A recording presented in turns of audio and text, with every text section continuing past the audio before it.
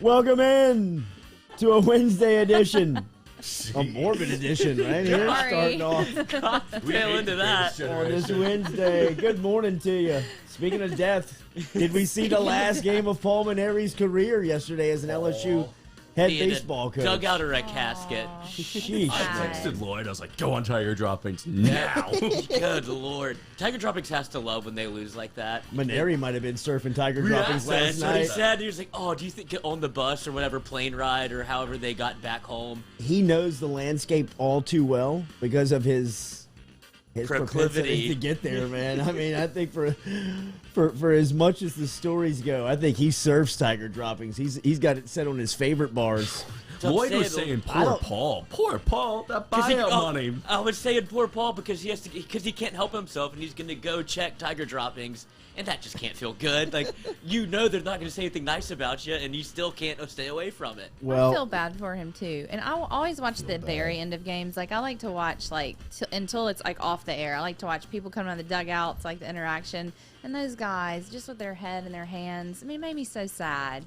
It was such a bummer. Just win. Yeah, right, I man. know, but it was still a bummer. It was. First time since 2012 LSU loses in the first round. Yeah. I don't know enough about baseball to analyze it and talk about the strategy of the game. We're going to talk to Ronnie Rantz here in an hour. Rantz can speak all to that, and we'll ask him all about the scenarios. Just from somebody who watches a lot of baseball and have covered the game over the year, and LSU just going and watching their super regional runs and all of their postseason success, Maneri seems to overthink the game a lot. Like, some of the moves that he makes, you just wonder, like, why would you start Cranford at second base after what Bianco has meant to you, man? And, like, what he's been doing and how confident he's been playing. Why? I mean, and maybe there's a really good reason behind it, and there probably is. That cat looked like he was swinging he looked like he was swinging a sword like, up there. What? And every interview he talks about the wind direction, and overthinking. Like, I texted one of my friends, like, he plays D2 baseball, high D2 baseball. Like, coach, you ever talk about wind direction? Like, what the hell you mean wind direction? You can't control it. It's the wind. I mean, that's like a grandfather thing to talk about. It's just, I don't know, man. I'm not piling on. I have said my piece on Maneri. It feels like this is the end. If it's not the end, it feels like it is. Brother, if when it's you not the watch end, what is? Right. I mean, it seems like not the game has passed him by, but the program has passed him by a bit. I mean, it just doesn't seem like he's got a firm grip on what he even wants out there. I mean, like, it's like he's just kind of, hey, Cranford, get out there and play today. You know, get out there in the ninth inning and see if you can hit, like, what's going on, man? Like, why overthink it this much? He's either overthinking or not thinking about it at all. Overthinking. I think it's overthinking. Yeah, overthinking man. for sure. I mean, especially if you're talking about wind direction. No, right? You know what I mean? Like, at what point are we like, are you serious? You don't overthink much. I mean, like, the other coaches in the room, like, come on, cuz we got other things to worry are about you here, kidding? right? Are we for real? You know what I mean? Like, I'm what? telling you, watches like interviews for the week. He always talks about the wind direction. He always brings up the wind. The wind, dude. That interview in the dugout was brutal. It was brutal. I mean, he threw your boy right under the bus just immediately, and he was like, "Well, if we get this double play, then we know it's a 1-1 game." They asked him another question. He goes, "Well, if we get that double play, it's a 1-1 game." He's like, "Oh, dude, come get it. They're still going on here. We're still playing. Yeah, it just happened." I don't know, man. It just seems like LSU baseball is going to be searching for a new head coach here in a couple of weeks, and I don't have any information on that. I just think that when you watch the game, it said so. I mean, poor Landon Marceau. Just going out there and competing. I mean, how many times this season? There's got to be pro scouts. Yeah, right. I mean, give me a break. I mean, there's no way that guy is a 6-5 pitcher. When you look at just what he brings every single pitch, I mean, he got 0 run support. They go 8 scoreless last night. After the opening inning, 1 run where they leave the bases stranded with the bases loaded. They do the same in the 8th. Got a golden opportunity in the 8th inning with bases loaded, and can't get a run. They run themselves out of an inning, stealing third. I mean, just that was bizarre. Cardinal rule. Man, it just third out, stealing first and third. Yeah, man, it just I don't know. You know, I mean, like I said, I don't know enough to analyze the game and say this is what's wrong with LSU baseball. But when you watch them play, it seems like it's the final days of Paul Mainieri. I mean, it feels like that. The rumors have swirled for the last couple of weeks. People have talked about it. People have been asked about it. I mean, I saw where Hunt Palmer opened up his social media last night for some questions and answers after last night's game, and I mean, the mass majority of them were asking about Paul's future and where he stood going into the offseason. And as Hunt always has to describe, I mean, he's pretty much an employee of LSU with his responsibilities to LSU Sports Radio Network, so he can't really tell you what's his thought or opinion on the stability of Mainieri. But, just the amount of people that are talking about it and asking about it on a simple forum like that says everything. It really does. I mean, when you ask around town, when you talk around town, when you talk on platforms like this and give people a chance to interact and ask questions or give opinions, it's routinely based around that Paul Mainieri is either going to retire or he's going to be forced out. And, I when you watch them play, there has to be a higher expectation from the LSU administration for the baseball program. And then I kind of feel, like you said, we wonder if we feel bad for him. And you kind of have to at this Like, point. was he 1.7? Because, I mean, he's had such a good career, and then to kind of just to feel it peter out like this feels like, I know. That's it's a little sad, but let's see if they can make a little run at their regional, dude. They still got some baseball left to play. We'll see. Or it seems like they should. We're pretty sure that they're in. It seems like 90% they're are in. First 4 in, but then Bama's in the last 5 out, and they're still in. And so, I mean, look, they are their RPI is at number right around 21. I mean, if you're a top 25 baseball team in the country from an RPI standpoint, I think you're getting into a postseason, right? I'm just going by some of the stuff that I've read, some of the stuff that's happened historically on that. I mean, you rarely see that happen. LSU's going to have to sit this thing out for a week. I don't know how you manage the schedule with the play some pickleball instability of knowing whether or not you're going to play. I mean, do some hitting drills. You've got to stay sharp, but there is no guarantee that they will be in the field of 64. So, but like I said, it feels like with an RPI, their strength of schedule, obviously, the league that they're coming out of, and I mean, the name on the front of the jersey means something. It's always a television show. It's always going to demand ratings to sell advertisement, and LSU baseball means something to the postseason. And I think, there are opportunities to place them at a possible Louisiana Tech regional that could bring a lot of interest and intrigue to advertisers and bring that to digital ratings or however they're going to present that this season. So I think they get in. I think they do have more baseball left to play. They 100% will be, right? In a regional? Yeah, I mean, I think that it's up for discussion, but I think that, if you're voting, it's the popular vote would be yes. I mean, the popular vote would be that they're getting in, but I think that there is, you've left it up to a committee. You've not done all that you've needed to do to secure that spot. Yeah. There was an opportunity for them to win a game in Hoover. They really just had to take one. And like Ben McDonald said yesterday morning, I mean, you win one, you're in, definitely. If you don't win one, you're up for discussion. I mean, you give the opportunity for a room full of people that don't play the game to decide whether or not you get in, and it's just a bad place to be. I mean, you don't control your own fate. Yeah. I mean, your destiny is out of your hands. So, I mean, yes, it feels like they'll get in, but you don't know for sure. I mean, you don't know for certain if that's going to happen. So, do you think Paul knows he's on his way out? I would think so. He would be. That seems like if he's not the first one to know, he might be the last one to know. I would he's imagine. Joseph Culotta. FaceTime video. That's little Jay. Do you want to be on the show? Possibly. Hey, what's your thoughts on Paul? Go. No. He's heard too many background conversations. Dad, what'd you say? That's right. Well, yesterday you said. Yeah. You called him That's right. That's right. Word for word. I think, look, I believe that they get into the postseason. I believe that this is Paul Mainieri's last year. I think that there is a graceful way to handle this. You know what I mean? I've said that this before. I think that the Roy Williams example is the masterpiece. But, you know, when Roy Williams, just 2 days after North Carolina is knocked out of the tournament, he calls a press conference and just says, look, man, I'm not the guy for the job anymore. I mean, it's been a excellent career, 3 national championships. He laid out, you know, just went through everything that he accomplished, all the successes, but just said, look, with the changes of the game and the pace that it moves, I'm just not the guy for it anymore.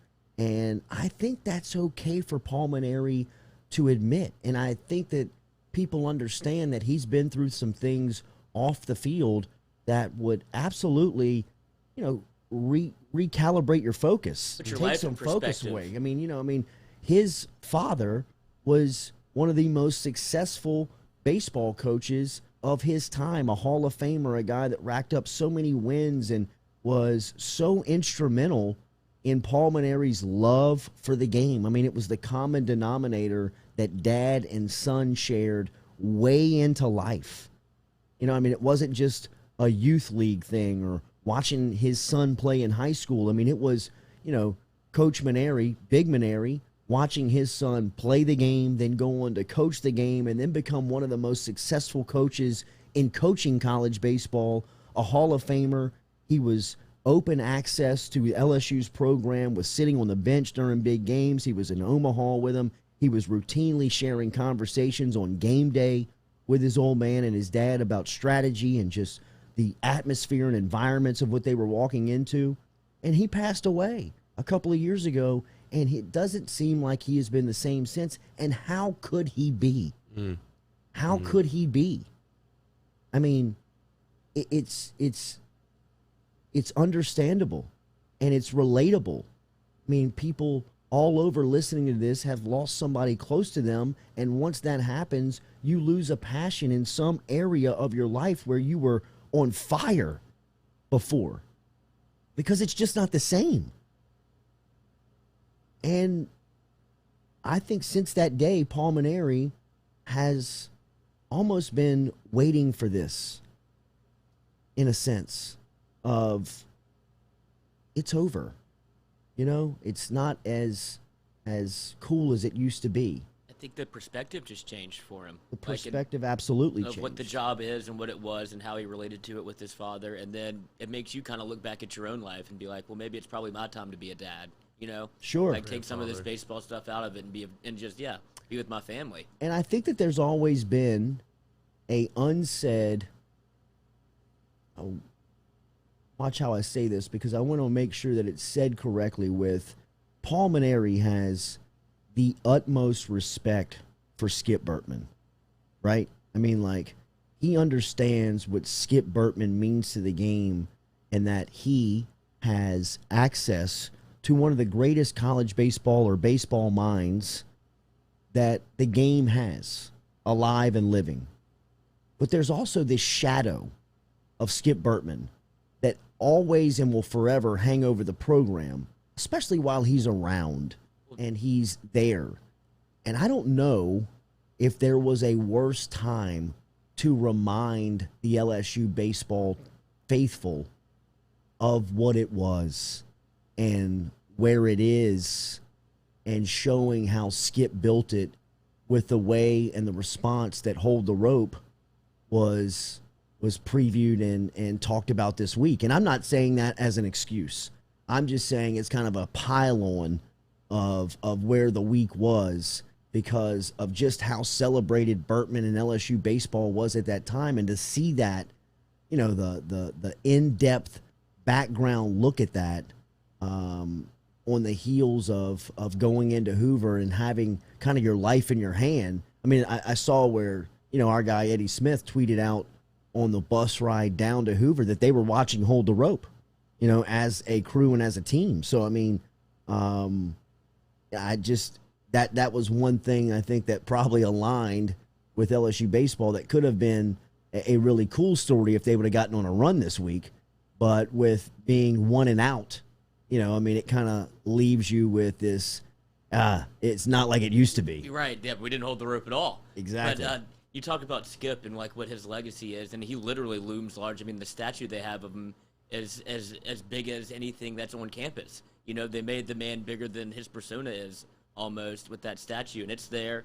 And like you said, I think the hold the rope thing could have gone one of two ways. It could have been an absolute catalyst for a run in Hoover and maybe into a regional, or it could have been like, oh God, we're not nearly as close as we think we are. What bad timing to lose Right. hold the That's rope what I and then we said. lose. At the end of the game last night, I was like, I can't be the only one thinking that it sucks that came out No. this season. No, and I this think ending that of a season. Paul Maneri was God, that probably the sucks. first one saying to himself, Kicking me, Man, dude. I You're mean, kicking me. Yeah, he's It down. couldn't be worse timing. for how they performed. No, it could not. Yeah. You know what I mean? Like the story could have gone one of Yeah. two ways, and it just went the bad way. Yeah. I for, wonder for if that's LSU. what, I wonder if that's what the SEC was thinking programming-wise. Like, all right, we can run the hold the rope, and then LSU can go on a run, and we can do this double where we're parlaying the hold the rope, and LSU always has Magic and Hoover.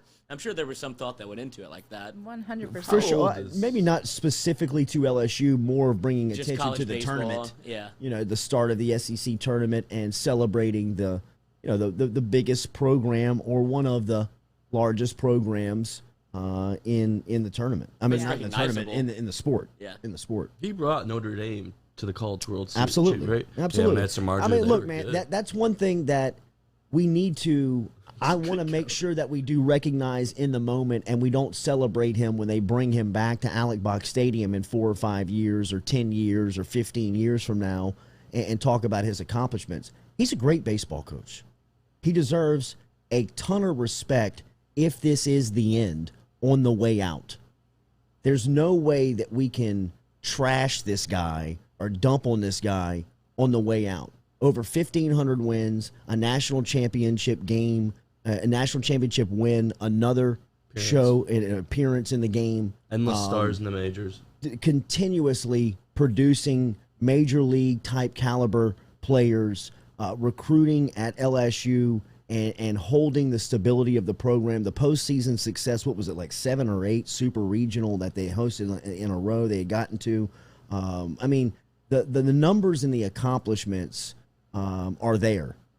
And Paul Maneri was and has been the LSU baseball coach for 15 years, which in itself, when you say that out loud, that is a pressure cooker. It is. You know what I mean? The LSU baseball gig for over a decade has to wear on you, good and bad. You know what I mean? Like all positive, all the full roller coaster ride of emotions. It's probably like wrestling and dancing with a bear every day. You know what I mean? Just trying to control it and maintain it and keep it within the lines. Some days you have good days. Some days it's just overwhelming. And after, a decade plus on the job, that has to weigh on you. It's so eerie to the North Carolina, because when North Carolina lost with Roy Williams right after they have the press conference, that was the first time they lost in the first round. Yeah, it was. And this is the first round loss since 2012 in the SEC tournament. This is where Maneri's made a lot of his money, a lot of his reputation. It is in the postseason and really starting this week. I mean, he usually has LSU ignited Rolling. for this time of the year. And it looked like he was catching that spark a couple of weeks ago. Well, I would even say yesterday that first inning was so brutal, man.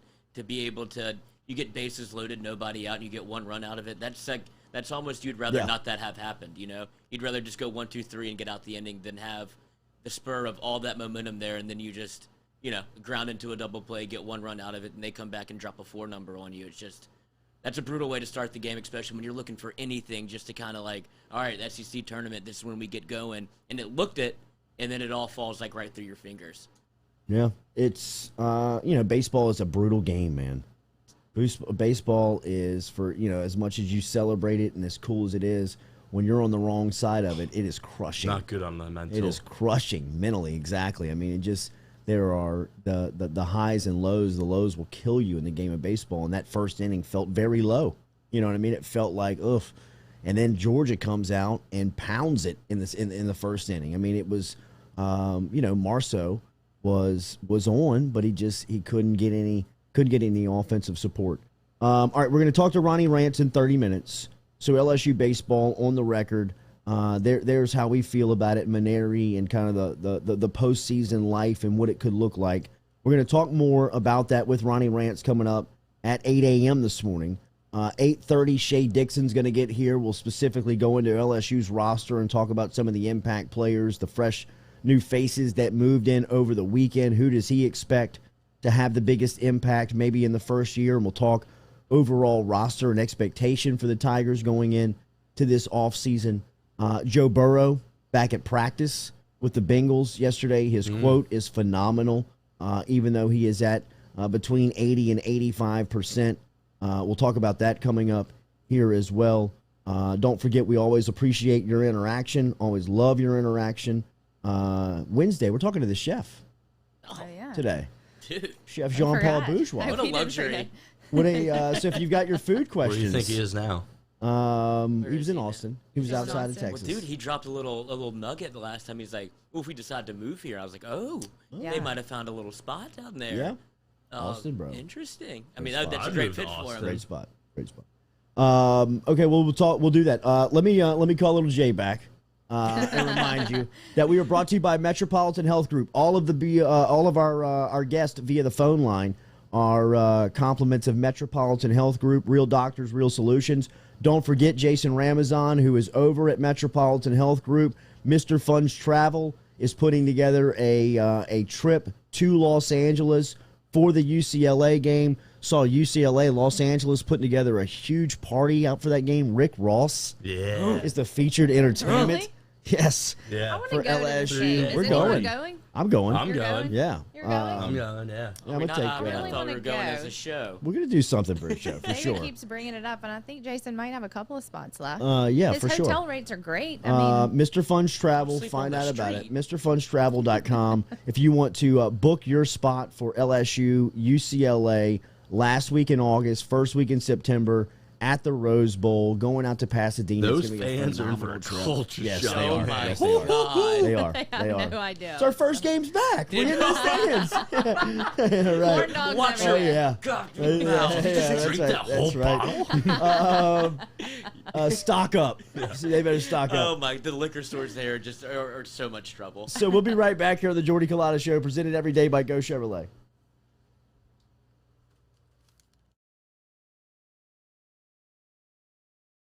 Are you self-employed? Then you need to learn about Angel Oak's Home Loans Bank Statement program that they're offering, which makes you eligible as a self-employed borrower to purchase or refinance a home without requiring a tax return. If you want to learn more, get in touch with me. Email me, Jordy at jordyculotta.show.com, to learn about the bank statement loan program offered by Angel Oak. Jordy at jordyculotta.show.com to learn more. Gearing up for spring and summer down here in South Louisiana, and you want to keep your lawn maintained during these sunny seasons, get in touch with our friend Blake Abear over at Abear's Lawn Maintenance, where he says, you grow it, I mow it. 225-485-8022.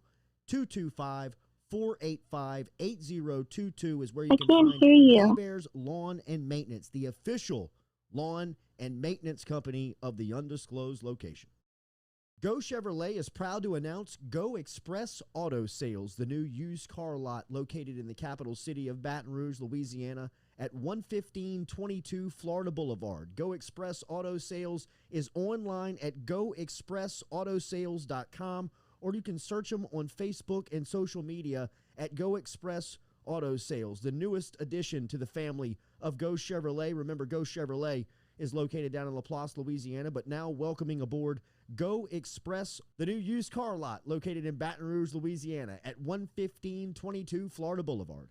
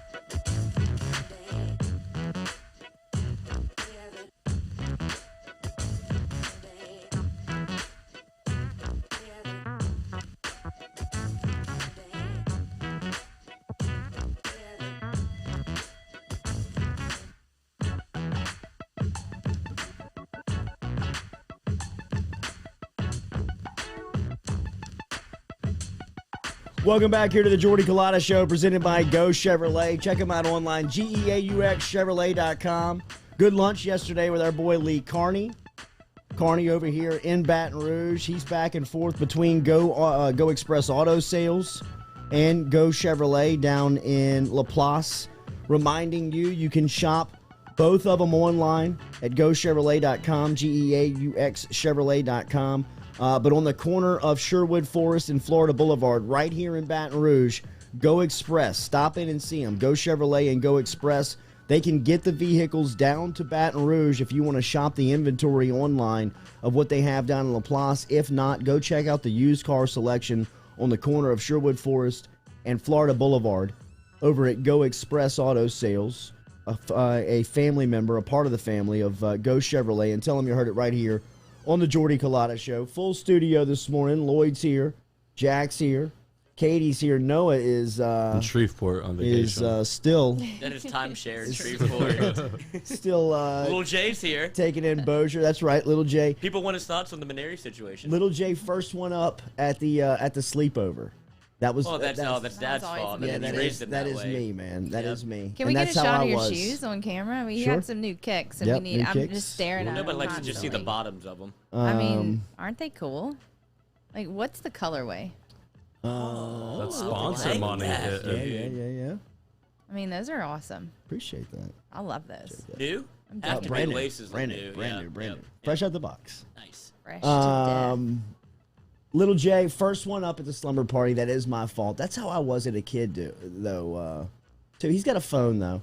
You know what I mean? Yeah, I guess you can kind of peter around until everybody else wakes up. But back in our day, oh God, you just had to lay there. Yeah, you just had to lay there. Well, yeah, as I'm saying, you either lay there, you kind of start making like some. Just rustle around. You start rustling around. Rustle around. Like, all right, somebody's got to wake up here. Let's do something. There was a bathroom accessible to the room. Keep it open. Take the leak. Make sure everybody can hear Flush you. the toilet. Flushing. Yeah, wash the hands. Yes, right. We're veering off now. Turn the TV on when you wake up. You would not try to be rude and wake them up? I wouldn't go to the bathroom with the door open and. No, that's it's a boy thing. Yeah, we were all on the same track until your method of waking people up became different than mine. Full disclosure, there was a time, like as a grown adult, that I would get up, walk past the bathroom in the hall to just go outside and take the morning leak.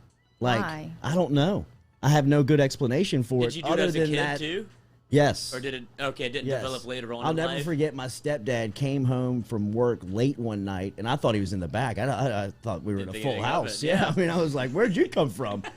And I was sitting in the front room, and just kind of like at a break in the game, I just stepped out into the front yard, out of the front door. It was like 9:30 at night. I just kind of whipped it out and took a leak, and he came around the corner, and like the lights hit me, and I'm like, whoa, like, like leaking everywhere, trying to get it back into the vans. He stops. He's like, what the hell are you doing? And I'm like, well, what are you doing? I mean, where have you been? What are you doing? Right. He's like, are you taking a piss in the front yard right now? I'm like, well, yeah. I mean, yeah. Why? I mean, he got out of the car and was mad. Embarrassed. Yeah, he was pissed. Literally. Well, I mean, it's weird to go in the front yard. Why do y'all go outside? Why do you want to go outside when there's a bathroom? I guess because you can't hit the. There's no pressure to do anything other than just. Why are you pressured in the bathroom anyway? Well, especially I realize societal constructs. Yeah. You know what I mean? Yeah, exactly. I realize, especially doing it later in life, whenever you have a girlfriend or a wife or anything like that. Like I would much rather just go pee outside than get chastised. Getting a lot of support for it. Getting a lot of support for it. What it really is once you realize you can do it, you can go outside and just pee. That's what opens up the floodgates. You're like, I'm just going to pee outside. Well, anyone can go outside and pee, but that doesn't mean we're doing it. I mean, what if I was out there in the front yard? But we can. We wouldn't care. Yes, you would. Yeah, look the other way. I really wouldn't care. Katie? Yeah. Wow. I mean, I would feel bad for you that you're catching a workout Comfort out there. levels growing here at the Culotta Show, man. I mean, it's almost better than going to the bathroom in here, though. That's honestly. how the flood happened. Might come to that. That's right. So I don't know, man.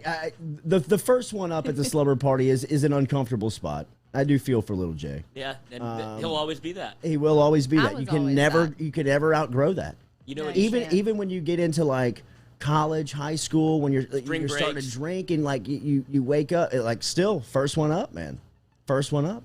Yeah. I'm gonna have to teach him how to cook breakfast. That's what I was about to say. sure. I would ask, maybe ask the chef if that's what his move was also. Because he probably felt the pressure to wake up early.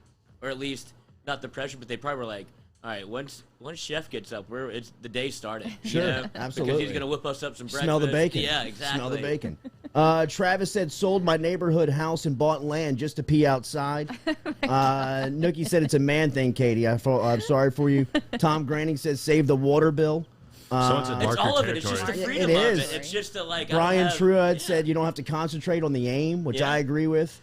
Don't have to worry about touching the water. Neil De Benedetto, you pee outside because you can. I agree. But I agree. can. It's very liberating. You can. Very liberating. Yeah. So I like the mark your territory thing. Like Yeah, Bronson right. said.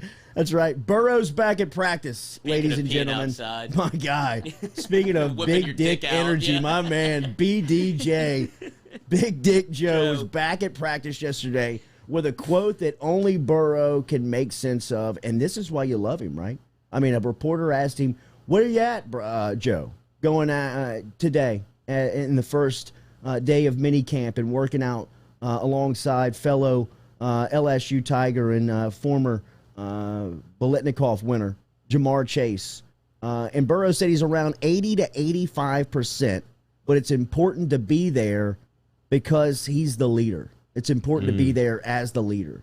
And that is ultimately Joe Burrow in one sentence, right? I mean, on an 85% working leg, he is out there because of what the visual means to his teammates and what it means for him being the leader of that franchise, the leader of the team, the leader of the offense, and just the confidence that he instills to the guys that are around him. That is Joe Burrow's greatest quality, in my opinion. He can make all the throws. He makes big plays in big spots. When the game's on the line, he's his best. But what he does in spades, what he does better and as good as the great ones do it, right? When you think about the greatness of Magic Johnson, what was Magic Johnson's greatest quality at the end of a illustrious career? He made AC Green good. He made guys around him that you had no idea who they were before they got to the Lakers, nearly all-star type caliber players. Joe Burrow does the same thing for everybody that he's around. Look at that offensive line that won the Joe Moore Award in 2019. You might as well have named that thing the Joe Burrow Award. I mean, he was in the picture. He should have been. Yeah. He absolutely should have been. You think he pees outside? For sure. 100%. On the For field, sure. right in the middle Yeah, of the field. I mean, he probably swings that thing off of a balcony at a condo in Cincinnati, and everybody salutes it on the way to work in the morning. That dude just has to, You know what I mean? He's Like, just living with rug God burn. bless Burrow. Salute you, Joey. Have a great day at work, my man. Are y'all doing this on purpose? Because I wasn't in here yesterday. Which I'm part? back. if you want to do BDE talk, Joe is the perfect candidate. Yeah, I just love the man. I mean, in Joe we trust. Without a doubt. In Burrow we trust. I learned yesterday that Cincinnati this is why I hated him going to this franchise. They don't even have an indoor practice facility. Oh, yeah, no, the outside facility is right next to the highway. They have to cross the street. I saw him crossing the street, and that's what made me dig in and wondering where he was going. And I read that they walk to the practice facility every day, and like cars going honking at Burrow going to practice. Well, what if there's and I'm weather? like, Where what do if they there's go? weather? There is weather in Cincinnati. Well, You yeah, know where how do they go? miserable it is There's in 2 Cincinnati. warm months. There From, has to be somewhere from they September go, right? to February, you know how miserable it is? And they've got this guy, $100 million athlete, practicing in the sleet, the snow, and the rain outside, and people wonder why Cincinnati has been habitually terrible. I mean, just a bottom feeder franchise, and come to find out in 2021, they don't have an indoor facility. Think about how much Ja'Marr Chase, Thaddeus Moss, and Joe Burrow have downgraded in facilities over the last 3 years. I mean, think about even like a guy like Joe Mixon from Oklahoma that's in that locker room. I mean, like, he was working out in a $100 million facility in Norman. And now he gets to the NFL getting paid to be a professional football player, and he's got to practice in the snow So you think that's why Cincinnati's is historically bad, because they don't have an indoor practice facility? I think it it's shows how just cheap they reasoning. are. Yeah, they don't give a shit if they're good or not. You They run a just- football program. Yeah, they're running Yeah. a business, You run not a football pro- organization, and you don't have an indoor facility in the city of Cincinnati when nearly all of your competitors, all of your peers, you're trying to sell free agents. So what do they do when there's weather and they can't You- practice They for days? practice on end? outside, I guess. I mean, I don't. You shovel it. can't We go need to without find practice. They're not going without practice. And I'm Tell not Joe saying that. Burrow. I'm not saying that they're padding up in September, but I just think that you want free agents to really consider coming in, because now you've got a foundation of a winning formula that can work. You've got a franchise You've got a quarterback. franchise quarterback. The hardest thing to get in the NFL. The hardest thing to get in sports. The hardest thing to get in sports. I mean, think about how many there are on this planet. There's only about 8 of them that can. I mean, like, there's only about 8 quarterbacks that you really feel comfortable are going to win the Super Bowl. I mean, outside of that, it's a bunch of bums. I just read when they can't fix it, like when it's really, really bad and they have to do an inside practice, they have to bus 10 minutes to the University of Cincinnati's facility. They're going to a college, dude. So they do have somewhere. Well, yeah, but they should have somewhere that's not Yeah, 10 they minutes away. should. Should be 10 seconds They away. should. I'm just saying. I mean, they're crossing the street like LSU in 03. At LSU right now, if you're a football player, you can go to one facility and you never have to leave from sun up to sundown. If you want to be a better football player, you can eat breakfast there. You can train there. You can go outside and work out on the practice field there. You can come back inside and watch film of what you just did outside in there. There's actually a room in there that is built for walkthroughs, that has a projector that can come down from the ceiling, and you can put Alabama's defense on the screen, on the wall. It's about the size of Walmart in there. You can put the Alabama's defense on the wall and type in a play and allow movement of those guys. All the while, you can be in that room reading and reacting. This is at LSU, one of the top Power 5 football programs in the country. Burrow's the #1 pick. Chase is the 5th pick. They go to Cincinnati. They're working out at colleges. I mean, I couldn't believe it. I couldn't believe what I was reading, that Joe Burrow, first and foremost, has to walk to practice, go across the street. And then secondly, that he's at a franchise that still has been kicked and has their reputation of being cheap and no chance of winning. And now you've got the formula to win handed to you in a local kid that you can sell, promote, market, all the while he's going to make you relevant and a Super Bowl contender. And you can't sell to a free agent offensive lineman that you have an indoor facility. I mean, like, what the hell are we doing? That is amazing to me.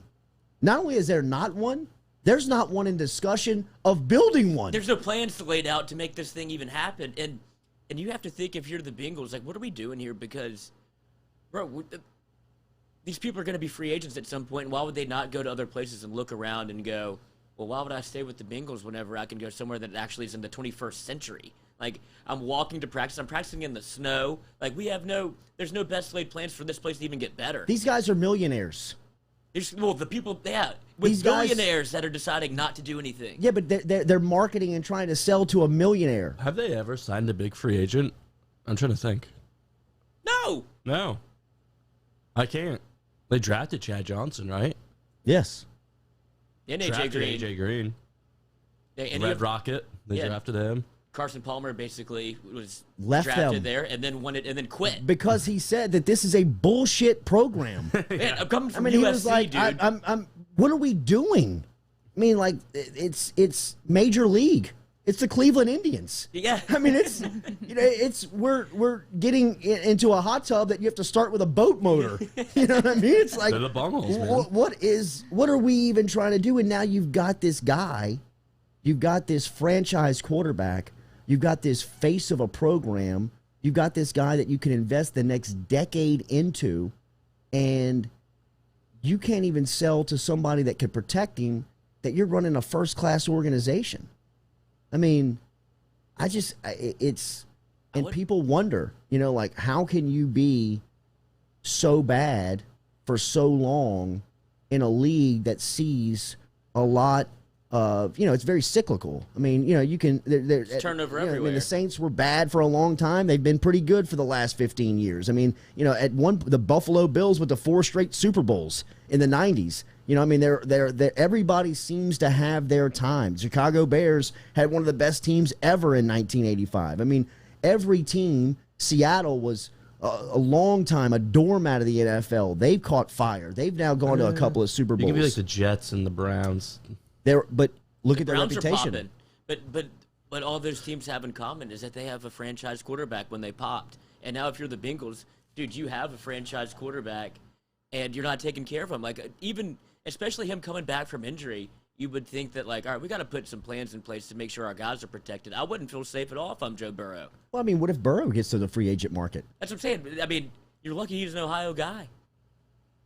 Like, yeah. That's really the only thing you have a selling point so what far. If Cleveland? What if Cleveland says, "Yo, I'll flip you man, for Baker"? That's right. And we know you're an Ohio kid, and we'll put you in an indoor and work you out between November and February. We'll put you in an indoor facility. I know that is it may be a little petty to be taking 8 minutes to bitch about on a Baton Rouge platform, but I mean it's just a very much fundamental thought on you wonder why the Bengals are so bad, and now they have this energy around them where you could promote, market, sell tickets, and really people are going to start looking at you. I mean, Cincinnati should be competitive here in the next 2-3 years. I mean, they should be a playoff contending team with just the pieces of the puzzle that they have right now. They also might be a little nervous that now they have a huge LSU and like Baton Rouge, Louisiana contingency looking at them going, well, what the hell are y'all doing up there for? Because we take our football very seriously. Yeah. And we're like, wait, they don't have an indoor facility? They're putting on so now you have this added pressure of this place that they didn't even really know existed, but we're following Joe Burrow wherever he goes, and you got him.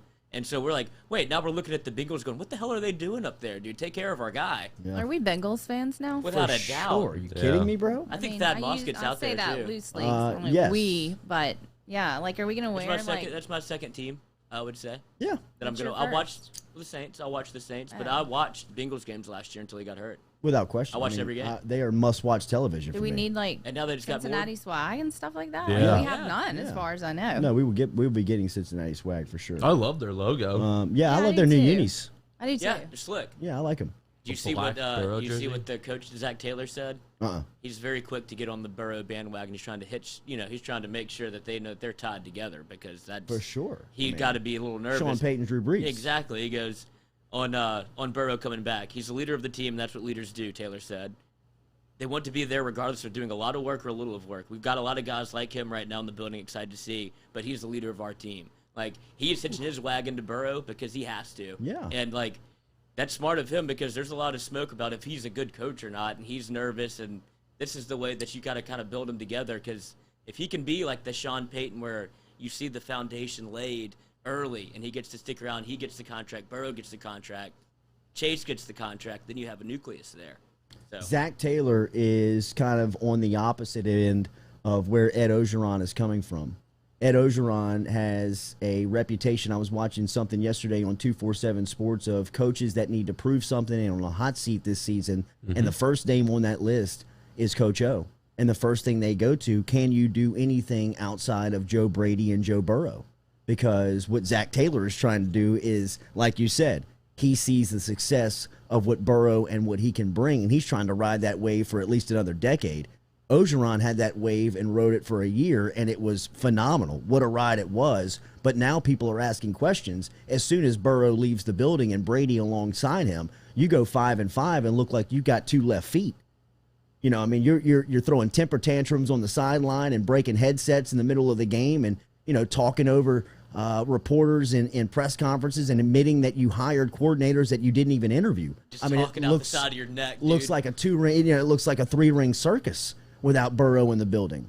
So there is what Zach Taylor is trying to hitch onto, Ed Orgeron is trying to shake, right? Yes, that reputation yes. of this wasn't just Joe Burrow's national championship. This wasn't just Joe Brady bringing in this change of direction on the offense that aligned with a national championship. Ed Orgeron can build this program, a championship contending program, without Burrow, without the ghosts of Brady and Burrow haunting the halls. So, that's very smart of Zach Taylor, who I guarantee you Zach Taylor's agent is probably saying, hey, man, get on his good side. You see what's happening in Green Bay? You see what's happening with Matt LaFleur? Don't let that be you. Let that be a cautionary tale that if you want to go against the franchise quarterback, y'all are all going to lose. All of y'all are going to lose. Don't piss that man off. I mean, do not get on that guy's bad side. Daily, we're brought to you here by Falaya Real Estate. Remember, over at Falaya Real Estate, Barrett Blondo is a great friend of ours. Barrett and I grew up together here in Baton Rouge. You can call him this morning at 225-939-6153 or visit him online at falaya.com. You can download the app, too, at the Google Play and Apple Store right now. We remind you, if you want to sell your house by yourself, if you want to save thousands of dollars, you got to get in touch with Falaya. It's do-it-yourself for selling your house. It is empowered real estate. You can sell your home just like a pro. If you're looking to sell your house this spring or summer, and you're thinking about trying for sale by owner, then you need to check out Falaya. Listing plans start at $399 online at falaya.com. The app is available inside of the Google Play and the Apple App Store right now. Get in touch with Barrett Blondo. Tell him you heard it right here on the Jordy Culotta Show. 225-939-6153, 939-6153. We'll be back and close out hour one, get you set up for hour two. Food questions at 8:15. Jean Paul Bourgeois, our chef, will be here at 8:15 this morning, talking LSU football at 8:30 with Shea Dixon, who's going to stop by here from 247 Sports. And we'll also... I got him locked in this morning. Okay. I got him locked in this morning. He had his excuse. He did it. He pulled the bid already. Yeah, I believe he'll be here. And then we will talk to Ronnie Rantz here in about 10 minutes, and we'll get his thoughts on LSU baseball, Hold the Rope, the documentary, the great weekend over at LaBerge celebrating Skip Bertman, in which the room looked phenomenal over at LaBerge. We'll talk to Rantz, and we'll get an impersonation from him before we get out of here. We got to. How about that story from Louis Garcia? Oh, how about that story from Louis Garcia? We will tell you the story from Louis Garcia and set up Ronnie Rantz getting here at 8 a.m. when we come back. Next, I'm going to step outside and take a leak. Yeah. Be right back. Hey. Jeez. I got this way backwards. Gearing up for spring and summer down here in South Louisiana, and you want to keep your lawn maintained during these sunny seasons, get in touch with our friend Blake Abear over at Abear's Lawn Maintenance, where he says, you grow it, I mow it. 225-485-8022. 225-485-8022 is where you can find Abear's Lawn and Maintenance, the official lawn and maintenance company of the undisclosed location. Are you self-employed?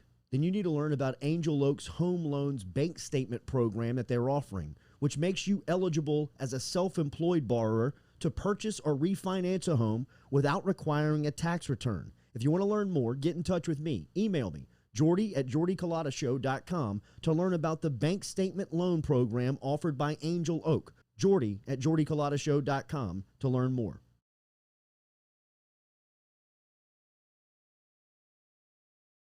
Gearing up for spring and summer down here in South Louisiana, and you want to keep your lawn maintained during these sunny seasons, get in touch with our friend Blake Abear over at Abear's Lawn Maintenance, where he says, you grow it, I mow it. 225-485-8022. 225-485-8022 is where you can find Abear's Lawn and Maintenance, the official lawn and maintenance company of the undisclosed location.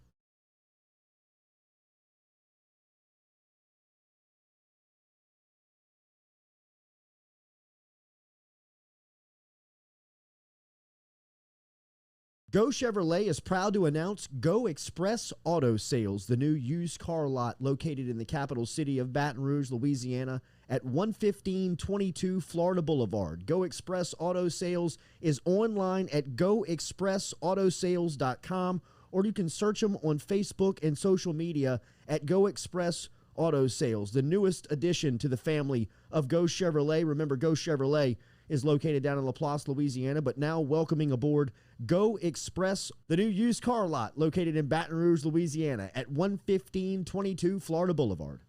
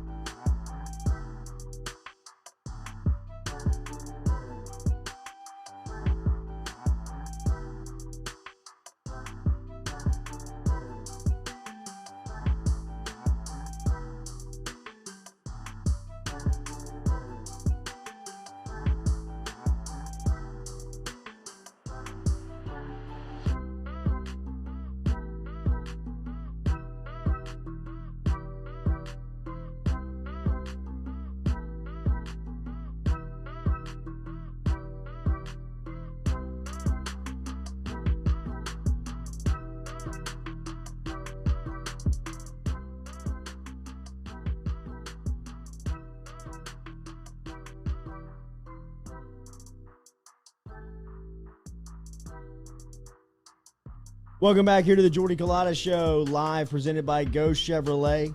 Dude, the Bengals are on the clock. Could have put that pressure on them, dude.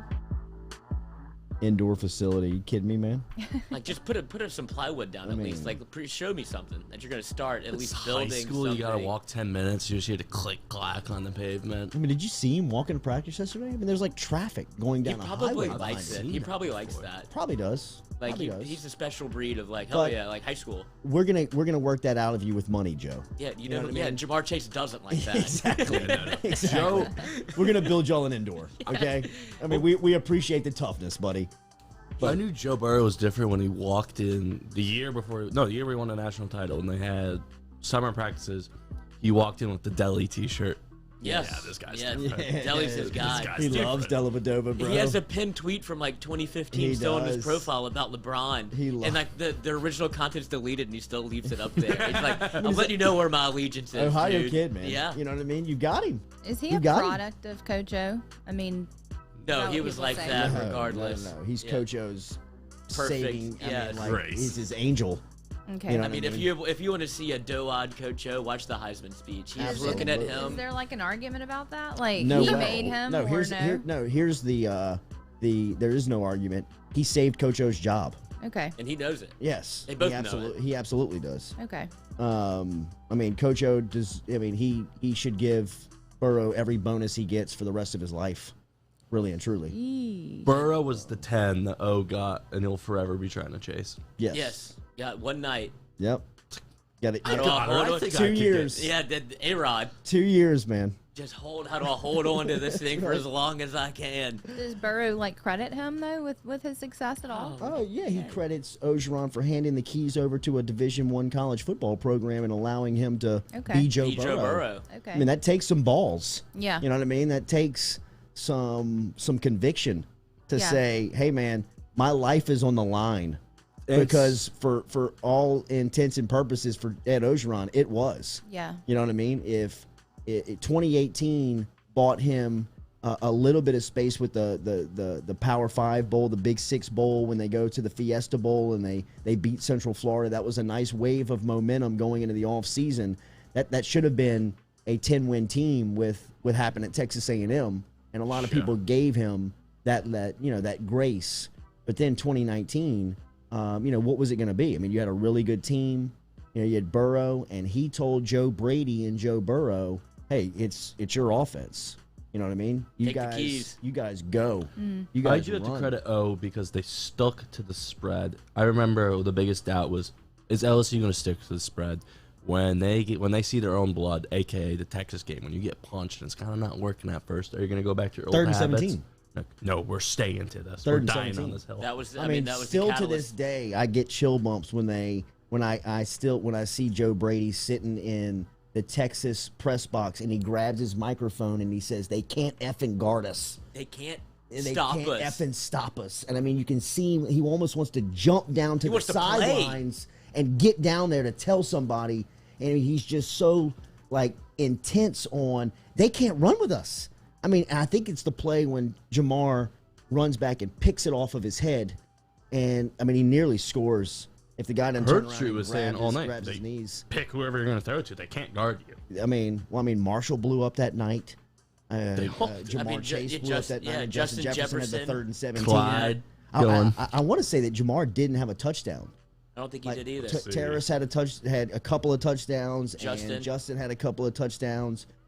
Clyde had that spin. That was the first time you saw him spin in to the corner. It was an that absolute night. coming out party. I wonder if that like moment with Joe Brady is him on the horn with Orgeron, like, bro, let me do my thing because they can't, dude. We're Yes. good. They can't Right. stop us. Like Right. we're not running the ball here. I Like agree. let us go. I agree. If anybody down there was doubting or saying something like, "Hey, maybe pull back off the gas a little bit," he was trying to get down to the Where's the sidelines elevator? and say, "F you." Yeah.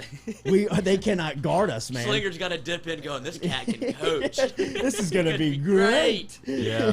Jamar Give me my million. Who's got the red man? Chase had 8 catches for 147 yards, but no touchdowns. Jefferson had 3 touchdown catches that How many game. did Marshall? I think Marshall. Just one. He did have one. That one over the middle. Yep. Well, that was the original plan because going back to last year, I mean, Jamar Chase wasn't the number one option. It was always Jefferson. That was his Yeah. security blanket, and so you could see he was still building off that, and then Jamar Chase just explodes Yeah. the next game. That was targeting on Jefferson's first touchdown that night when that safety came in when he called that. Oh, it slant on popped the it, middle but and then we popped it. pimped him. I'm looking at that play right now. Yeah. I mean that was textbook targeting. The game was wild. It was wild. I see Jacques Doucette inside of the bunker. He get his Twitter back? I think Jacques got his. I think he got his Twitter back. If I'm not mistaken, it says not video music. I will never post anything or at least try with music ever again. Do we do that? We don't do that. No. What? Let us know if you're back up, A Jacques. song on that's Twitter. copyrighted. Eric potentially. Zeller. O I gets did all that the once. credit for recruiting Joe. Amen. Yes, O had to get him to campus. Imagine if he goes to Ohio or like Cincinnati It and was just Cincinnati. Yeah, Yeah. and just doesn't do what he's supposed to do. What a competitor. He just put his nuts on the table and said, I'll go to LSU. Yep. Y'all want me? I'm here. And then Um, just wins the job. Yeah. All right, are we hooked up on Bluetooth? We are. All right, I'm going straight to Ronnie here, which could be dangerous. Straight to Ronnie. Tell them we're alive. Let's. Hey, Ronnie, you're live. He's an early bird, too. Yeah, he's up moving around. We're gonna tell the Louis Garcia story. I don't know. I can try and post it after. It's just so You good. think we Hey, can? make sure you Oh, clean maybe up all we the can. blood and don't tell anybody about this. Easy, Hey guys, what's going on? Rancy, we're live. Looks like I gotta go to Rance's house. I'll be back. Oh, what's that? Yeah, right. I guess you're texting Lloyd right now to get over there and clean it up. Yeah. Well, who's Lloyd? Dad. Good morning, buddy. How are you? What's up, man? How y'all doing? We're doing I apologize good. about that. That was a little weird. No, it's okay. It's okay. We expect weird. We like weird here. We do like weird. Speaking of weird, how cool was it to hang out with Louis Garcia back in the day, and when you get down to Miami these days? Yeah, that's a good segue. I know it was great, man. Great Lou is storyteller. Lou Garcia is one of Skip Urban's favorite players. He's a fan favorite. He's a favorite of all the players because he's just so entertaining, and it was awesome. And he doesn't get to Baton Rouge very often because he lives in Miami. And he's at his elderly age of 51. He's got 2 5-year-old twin boys. Wow. So Lucas and Lorenzo, I want to make sure he understands. I do know their names, but it was awesome. We had a great time. We packed a lot in over the weekend as far as our visit, but also with Coach Bertman and many other former players.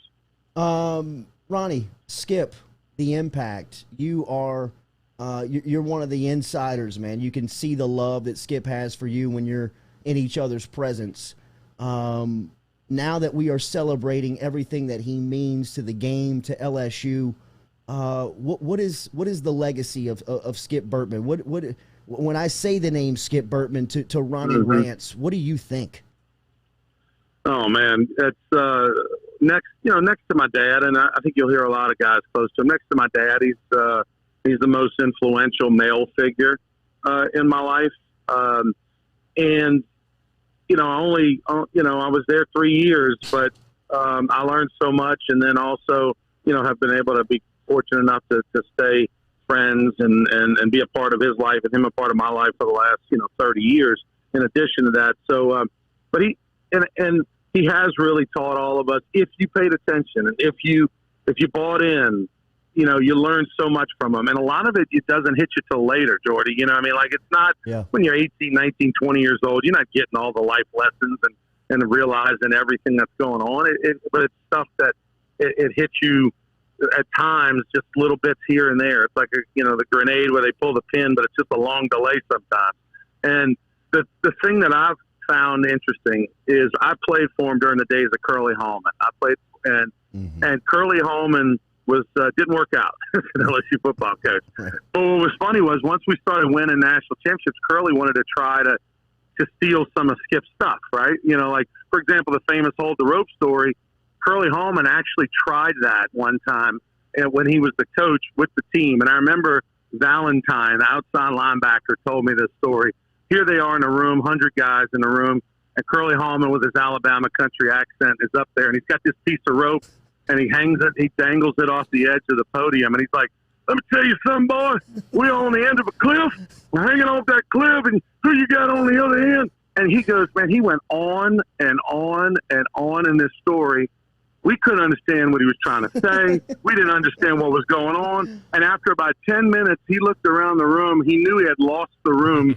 And he goes, oh, the hell with this. Y'all don't get this anyway. And he just threw the rope to the side and went on about his business. So my point is you can't just copy Coach Bertman. You can't just take a story or a motivational thing and think it works for everybody. Ronnie Rantz is joining us here on the Jordy Culotta Show. Over the weekend, the Louisiana Sports Hall of Fame put together a great event in the debut of the documentary, Hold the Rope. Bring me into that room. Some of the images and video that have come out of there are phenomenal. Yeah, I mean, 500 people, sold out event. It was his 83rd birthday on Sunday as well. And, he moved to Baton Rouge in 1983, so a little symbolism there. We had probably 50 former players, everybody from the College Baseball Hall of Famers. Ben McDonald and Todd Walker were there. Of course, Warren Morris came down from Alexandria.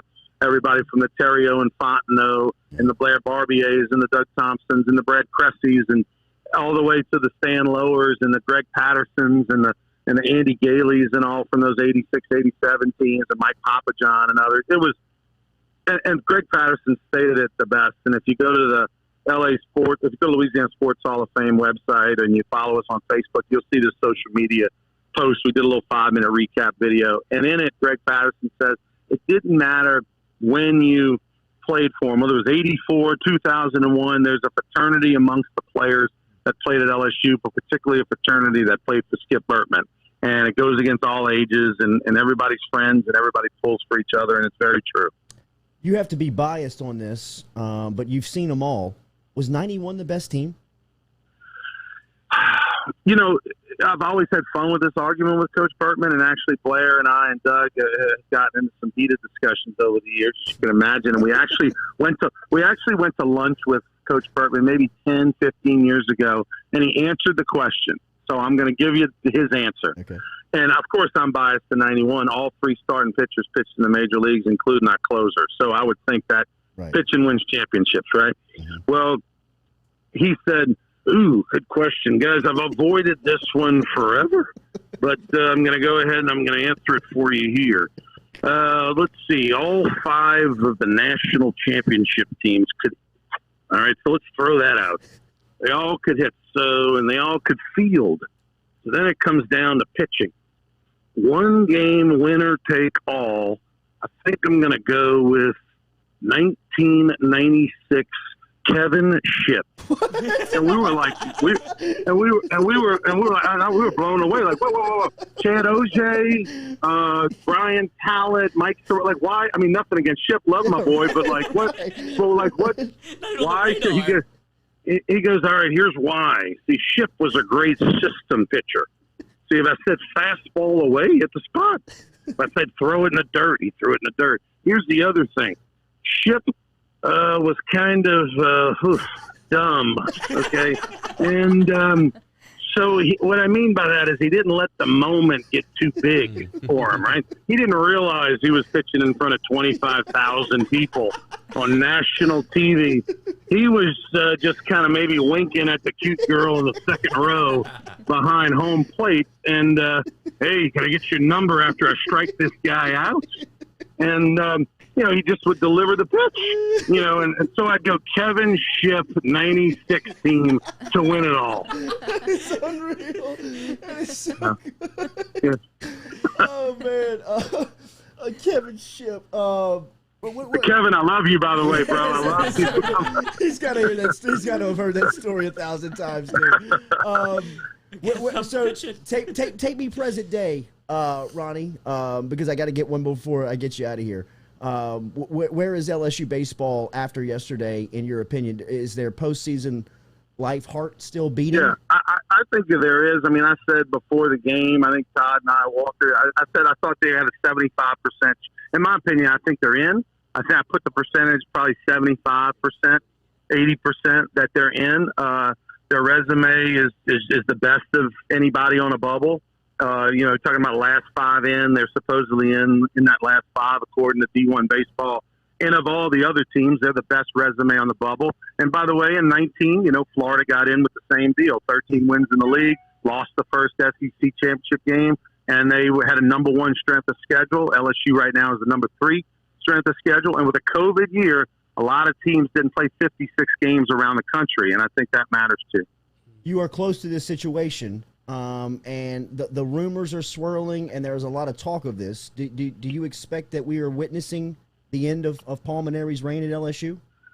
You know, gun to the head kind of thing. I would think that he retires after the season, but it's, you know, I don't. There's no lock, right, sure anything, but I think he's definitely considering it and leaning that way. Guy's in a lot of pain. You were the 1 seed as Bertman impressionist going into the weekend. I had no clue that Paul Byrd was so great. Who else is in that fraternity that is good? Pete Bush was here yesterday. Yeah. Pete's great. You know, Pete's he's a veteran. He's really good at it. Lou Garcia is good from a physical standpoint, right? Like he does the walk and talk and everything really, really good. And you know, that's so. But I mean, guys. I mean, I got to toot my own horn. I mean, I really think I'm the dude. I mean, there's a list, but I think I'm at the top. You are the Burrow. You are the Burrow of the list. Can you tell Can you tell the Vegas story before we get out of here? Yeah. So 1991. I'm like, which one? You know, right. At the craps table. But okay, thank you. That was PG. Yes. And so in '91, we're playing there my freshman year against UNLV. And I'm rooming with Paul Byrd and Mark LaRosa, which, if anybody really knows them, understands it's amazing in life that I'm where I'm at. But so anyway, I'm rooming with them. I'm a freshman. They're juniors and seniors, and I'm literally on a cot. Just big picture that. Freshmen used to have to sleep on a cot, pull-out cot. So we're in bed by curfew. Curfew's midnight. We're at the Las Vegas Hilton. Had just gotten finished seeing Bill Cosby in concert. True story. And I get a knock at the door at 12:15, 15 minutes after curfew, and I open it up, and it's Rich Cordani, our senior left fielder, and he's in a suit. I mean, tie, pocket square, the whole deal. And he goes, all right, Rugrats, we're going downstairs to go gamble. I got my dad's lucky suit on. We're going to win back the meal money I lost earlier today. You know? And I'm like, what are you talking about, dude? We're sleeping. We're literally lights out dark, you know? He's like, I don't care. Get dressed. And he talked us into getting dressed. So 4 dudes at 12:30 go down to the casino floor. I probably got like $100 in my pocket or something, right? And he's got his dad's lucky suit on. We're going to go win money. Well, sure enough, Coach, we get a little heater. Yeah, we get a little heater going. You know, we're playing now. We're having a good time, winning a few bucks. I'm like 19 years old, right? And all of a sudden, somebody yells, "There's smoke!" And I literally, I was smoke with Al, our assistant coach, and I jump under the blackjack table, like I literally jump and I hide. And like Smoke walks by. I walk by and Smoke goes, "Hey, Cordani, La Rosa, Byrd, don't worry about dressing out tomorrow. Good night." Oh my God! Because we had a doubleheader. And look, the Rantz family, right? My mom and dad are flying in for the weekend. They're going to watch their little boy, you know, pitch and on the road and, you know, all that. So I'm hiding underneath the blackjack table, and I go, "Did he see me?" And they go, and he goes, "I don't think so. You know, he didn't say your name." I'm like, "Oh, thank God, man. My parents are coming tomorrow." So what do I do? Like a dumbass 19-year-old, I jump up and sit back in the blackjack chair and like, "Let's go, deal me in." You know, the way he walks with me, dude. Oh my God! Because they're not going to bed because they're busted, right? They're sitting out tomorrow regardless. Yeah. You know? So I'm sitting there. 15 more minutes later goes by. I get a hand on the shoulder. "Hey, Rance, you too. Don't worry about dressing out tomorrow. Good night." Oh, brutal. Oh Parents were not happy. Imagine. Yeah. Ronnie Rantz, who is the host of Sports Shorts Radio every Saturday, also can catch him on Sports Shorts Daily, which is on Facebook and on social media, which is fantastic. He's got great guests and insight on baseball that you just can't find anywhere, and a great storyteller. Good night. Thank you, Jumbo. We'll see you, buddy. All right, guys. Y'all take care. Good luck on the murder scene. Quick hang up. Yeah, right. That's awesome. That's so good. Jaw Saw Spillers Dentistry. Remember, get in touch with them. Pediatric dentistry or whatever you may need online, jawsawspillers.com. We come back, your food questions, get them inside the bunker now, or inside of the bunker, and we will have them answered coming up here on the Jordy Culotta Show next.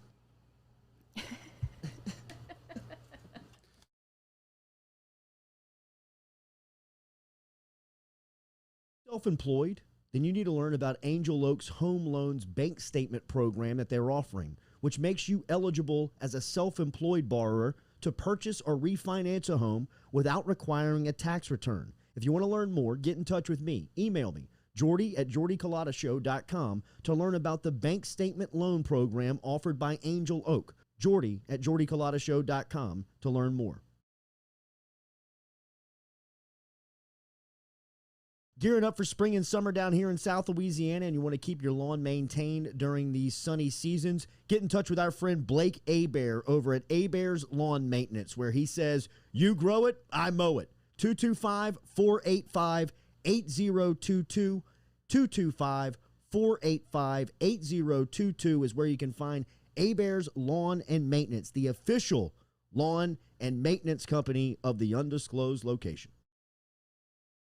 Geaux Chevrolet is proud to announce Go Express Auto Sales, the new used car lot located in the capital city of Baton Rouge, Louisiana, at 11522 Florida Boulevard. Go Express Auto Sales is online at goexpressautosales.com, or you can search them on Facebook and social media at Go Express Auto Sales, the newest addition to the family of Geaux Chevrolet. Remember, Geaux Chevrolet is located down in LaPlace, Louisiana, but now welcoming aboard Go Express, the new used car lot located in Baton Rouge, Louisiana at 11522 Florida Boulevard.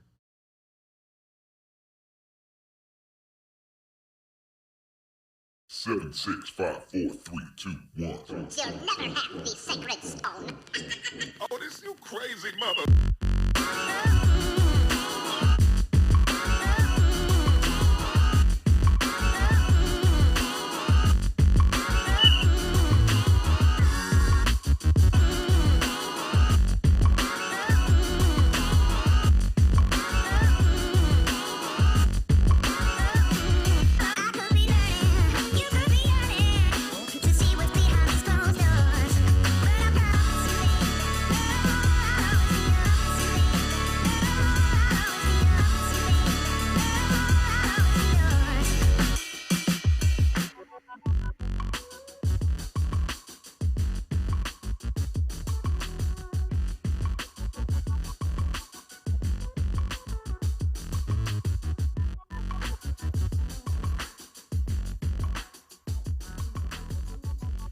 Back here, Jordy Culotta Show. Great stuff from Ronnie Rantz, man. We laughed throughout the break, just kind of thinking of Rantz. And one thing about Rantz, his Smoke Laval impression is as good as his skip. Yeah. I mean, if you know Smoke Laval, that was dead on. Rich Cordani, my favorite growing up, Mohawk lunatic, bro. I mean, think about the power of that. That's what I'm saying, dude. To have the pull to be able to knock on a door, first of all, like, you got to answer because you think it's a coach. But then it's Rick Cordani's like, hey, boys, we're going out. Like, we're in Vegas. Yeah, I'm ready. Like, get dressed, get out your PJs. My and dad's yeah. lucky I know, it's suit. the dad's suit. That's the best And I love part that was the about tipping point. Like, well, he's wearing his dad's lucky suit. Let's go, boys. Yeah. Round Sure up. enough, we're on the heater. But wouldn't you leave after your coach comes and taps you on the shoulder That's like right. you're Think so. out? That's You would Ronnie think to so. a T. But that is Ronnie That's Rantz. Ronnie Rantz. Just That is press Ronnie it until Rantz. something bad, Absolutely. like, Press Ride our the hot luck. streak. until Not something double bad up. happens. But the guys that were already called out, like they're not dressing out. Okay, we might as well keep playing. I would be like, no, we're going to the room. No, Rantz. Double we're up. in trouble.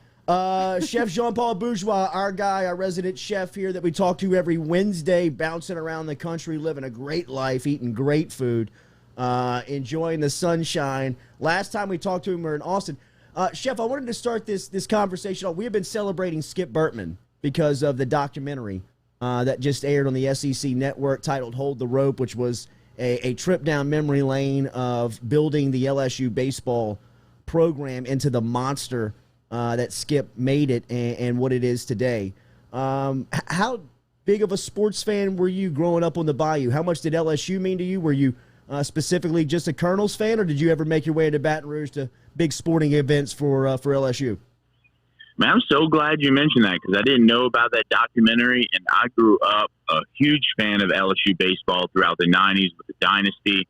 And Skip, as y'all were talking about Smoke Laval, I was thinking about, Smoke. I was like, I've always followed LSU sports, but nothing like I followed it as a kid when Skip Bertman was the head coach and then on to the AD of LSU. And my whole family has my papa, who passed years ago, was on the national. Well, I don't know. I can't remember if he played Y Tittle during the 50s, and he was an offensive lineman. My uncle was All-American fullback. My sister was my mom was a Golden Girl. Wow. All of my siblings, all of their siblings, the three sisters and the son went to LSU, and my papa was a grad from there. I didn't go to LSU, so I went to culinary school. So I've always, I'm a Nichols alum, but I've always, since I was a little boy in diapers, have been to LSU football games. We still have season tickets. And so just a big fan of LSU football and LSU sports in general. And I loved playing baseball as a kid. And in the 90s when Skip was the coach, that was some of the best years of your life, right? Playing Little League ball, watching LSU games, seeing the national championships on TV, and watching that with your dad and your friends, and just like going out and playing a pickup game on like just a big grass or yard or lawn, and pretending to be those players. That was some of the best years of my life right there, best memories. How obnoxious were you in New York City in 2019 on LSU's national championship run? Oh man, that was well. Look, here's the thing. Qualifiers out there. I can hear him going through. I can hear him going through his mind like, Jesus, what did you know? What story do you have, man? Legends in New York, dude. I have such mixed emotions because I was watching the LSU Bama game at Legends in Midtown. Wow. What an experience. What was it, like 9-6 or something? I don't know. Whatever that game was, and like LSU barely passed the 50-yard line, right. And it was just, I told myself I was never going to ever go watch another LSU game at like a bar in New York, because we had to get there so early. It was so packed and there was so much excitement, and it was just such a bad game. And so when they won the national championship, I just felt like this monkey got off my back. I felt like I was bad luck for LSU, like in New York, like watching it, pulling for them. And it's like, finally, like, you know, Joe Burrow and the whole team just like pulled it out. So yeah, that was a tremendous moment. And finally, like, you know, I got to forget about that LSU Bama game. You know, I don't know, there may have been 3, 4, 5 years before that. So, you know, that was a kind of a redemption game for me being an LSU fan for sure. Chef, we got some food questions. One from one of our listeners, Jeff Marcon. What is your favorite meat to smoke outside of brisket? Ribs all day, any type of rib. Spares or pork ribs. I love them. It's one of those things. I've cooked a lot of barbecue in my life, and I've eaten probably even more. And to be honest with you, pretty burnt out on it, and have been for a couple years now. But ribs are the thing that still get me excited when I cook them, or when I go to a barbecue restaurant. I'm getting a half rack of ribs, and whatever else I don't care. I'll go try a lot of other things, but I'm getting a half rack. And I'm taking down at least 5 of those ribs while my wife gets one. So, and I think that has something to do with, like I told you, my papa. That's one of the fondest, like the memories that sticks with me about food with him. It's maybe the only memory I have about food in him is he used to cook some damn good baby back ribs in the backyard. And so I feel like that's just one of my connections as a kid with him. I have another rib question while we're still on ribs, though. My husband sticks the entire rib in his mouth and pulls it out. A clean bone comes out of his mouth. Really? I don't. I eat it like a corn cob. Some people eat it with a fork. How do you eat your ribs? And is that a weird way to eat ribs? Well, some people would say your husband eats overcooked ribs. Okay. Now, like falling off the bone, that was really. I actually like falling off the bone ribs. I don't find there's anything wrong with them. But if you bring that to a barbecue competition, whether it's Memphis and May or the American Royal or the Jack or so on and so forth, you're not even going to score with those ribs because they're considered overcooked. And a perfectly cooked rib in competition would be a clean bite through, where you can easily bite through the meat, but the rest of the meat stays on the bone, and you almost have your teeth marks around that meat where you bit through. So it doesn't pull off the bone when you bite through, but it bites through clean, and it's soft and chewy in the mouth. Now, look, you like the food the way you like, and you're not in your backyard getting judged on that. And if it's good, it's good. And so, I don't know. That's how I eat my chicken wings. You know what I mean? I like a flat guy, right? So I'm a flat guy, not a drum. I like the drums, but I like the flat. And I use the umbrella method or the parachute method, where you push the meat down. You kind of hold it vertically with 3 fingers. You push the meat down into the surface of the table, and then you just pluck the whole thing off. So big fan of what your man's doing. Okay. But I would say that any way you want to enjoy a rib is a good rib. Right. How about that? Slide up in them DMs, better way. Tell them to close them DMs. Chef, have you entered a cooking competition like that? And if so, what was the experience like? Have you ever? Who came in second? Yeah, right. Seriously, I mean, did you just beat the hell out of everybody? No, look, that's a highly competitive field. In fact, I have been a part of 2 teams of barbecue competitions, one in Memphis in May, one in the American Royal. And I go to the American Royal every year because I work with a sponsor there who's the biggest sponsor of the American Royal, called Prairie Fresh Meats.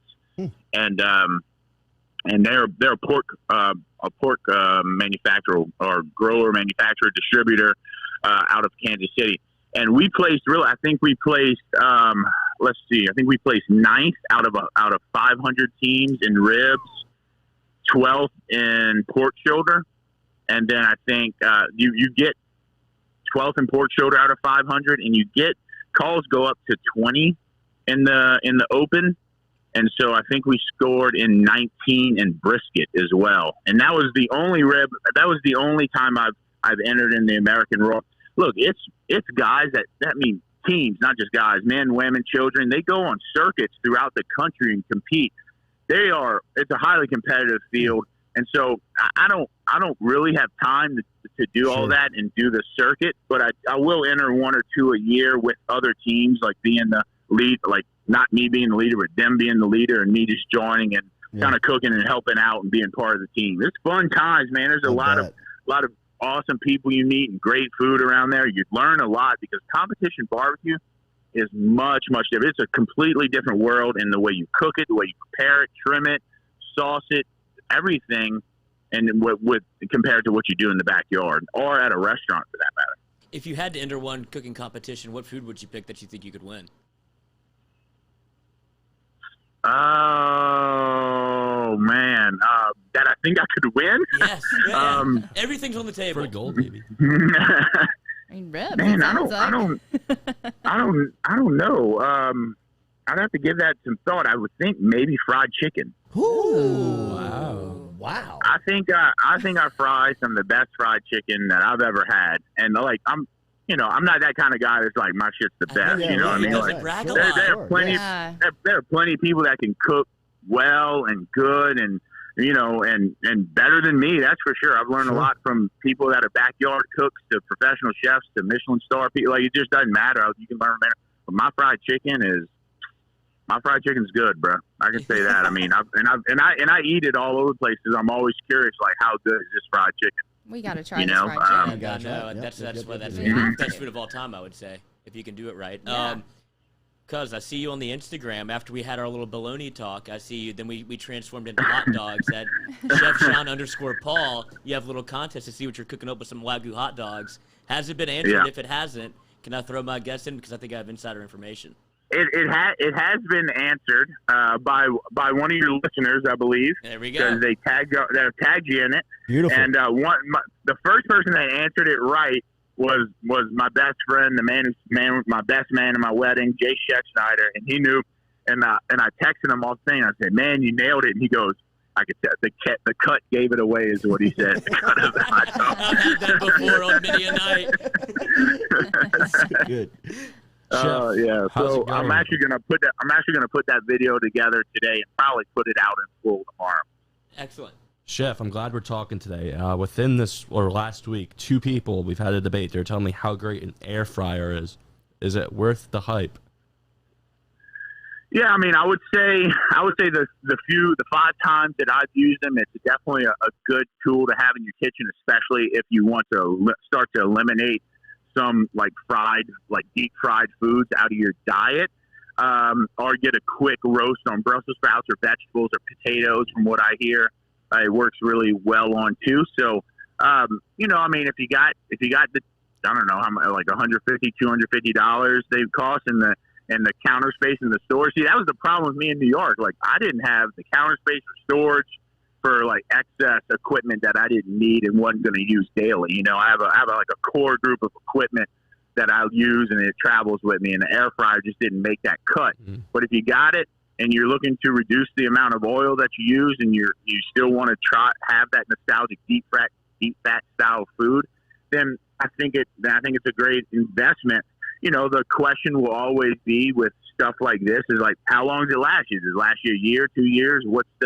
Is it made, where's it made? And if it's made overseas and manufactured, is it going to last you for a time that you're going to spend $250 and be happy with it? So that's always my question, especially as a chef and somebody who's really starting to it sounds funny, but at 37 years old and a professional chef, I'm really starting to see and understand the difference in manufacturing between overseas and here. And the truth is that when you buy stuff that's American made, it's just going to last you longer, and a lot of that stuff isn't. So I'm always asking myself that question, even if I have to spend $100 more on American made product. Chef, there was a debate that we got into in the first hour that we need your insight on. You're going to ask this? We are a male-dominant staff here, and we told Katie that the majority of us pee outside and will walk past the bathroom to do that. Are you pro outside peeing or not? No doubt, all the time. If I got a chance, if I get the chance to pee outside, I'm going to do it every time. It's just, wow. I think that's just something about almost like being a little like being a little boy and just having that freedom to be able to go outside and bushes, and man, it's ain't nothing better. And look, I could tell you, I would say if it wasn't a stigma, I would bet that a lot of girls would just rather pee outside too, not have to go wait in line, not have to wait in line, and a girl in a. Well, yeah, I mean. The process is different. I would agree. You can't really hide it nearly as well. Right. Yeah, I would agree. But you know, like, as men, like, we're not just peeing in a I mean, some of y'all, man, I don't know what kind of savages y'all are. Pretty sure they just but I mean, you know, but at least I'm in, you know, we'll like pee in the corner of a yard in some bushes or go behind a tree, you know, and I think some ways y'all can do the same thing, right? I mean, y'all can go behind the tree. Behind the bush. Chef, excellent insight as always. Checking in from Austin this morning. Are you still outside of Austin? Yeah, we're in Austin I'll be here this week. I'm obviously here this week and next week, and then we're going to be. Next time. I'm going to call.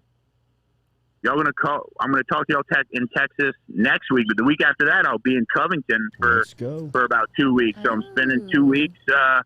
2 weeks north of the lake, just to see if that's the spot that we want to stay in. So, how do we reserve some fried chicken during that 2 weeks? We want to make a trip to the. Oh man, maybe we can all get on set for this podcast in a couple weeks, and we can cook some fried chicken there. I don't know. Sounds like a date. We do a Friday little cooking episode. Sounds like a date. So. You're roped in now. You're hearing from me, Chef. Now we're talking.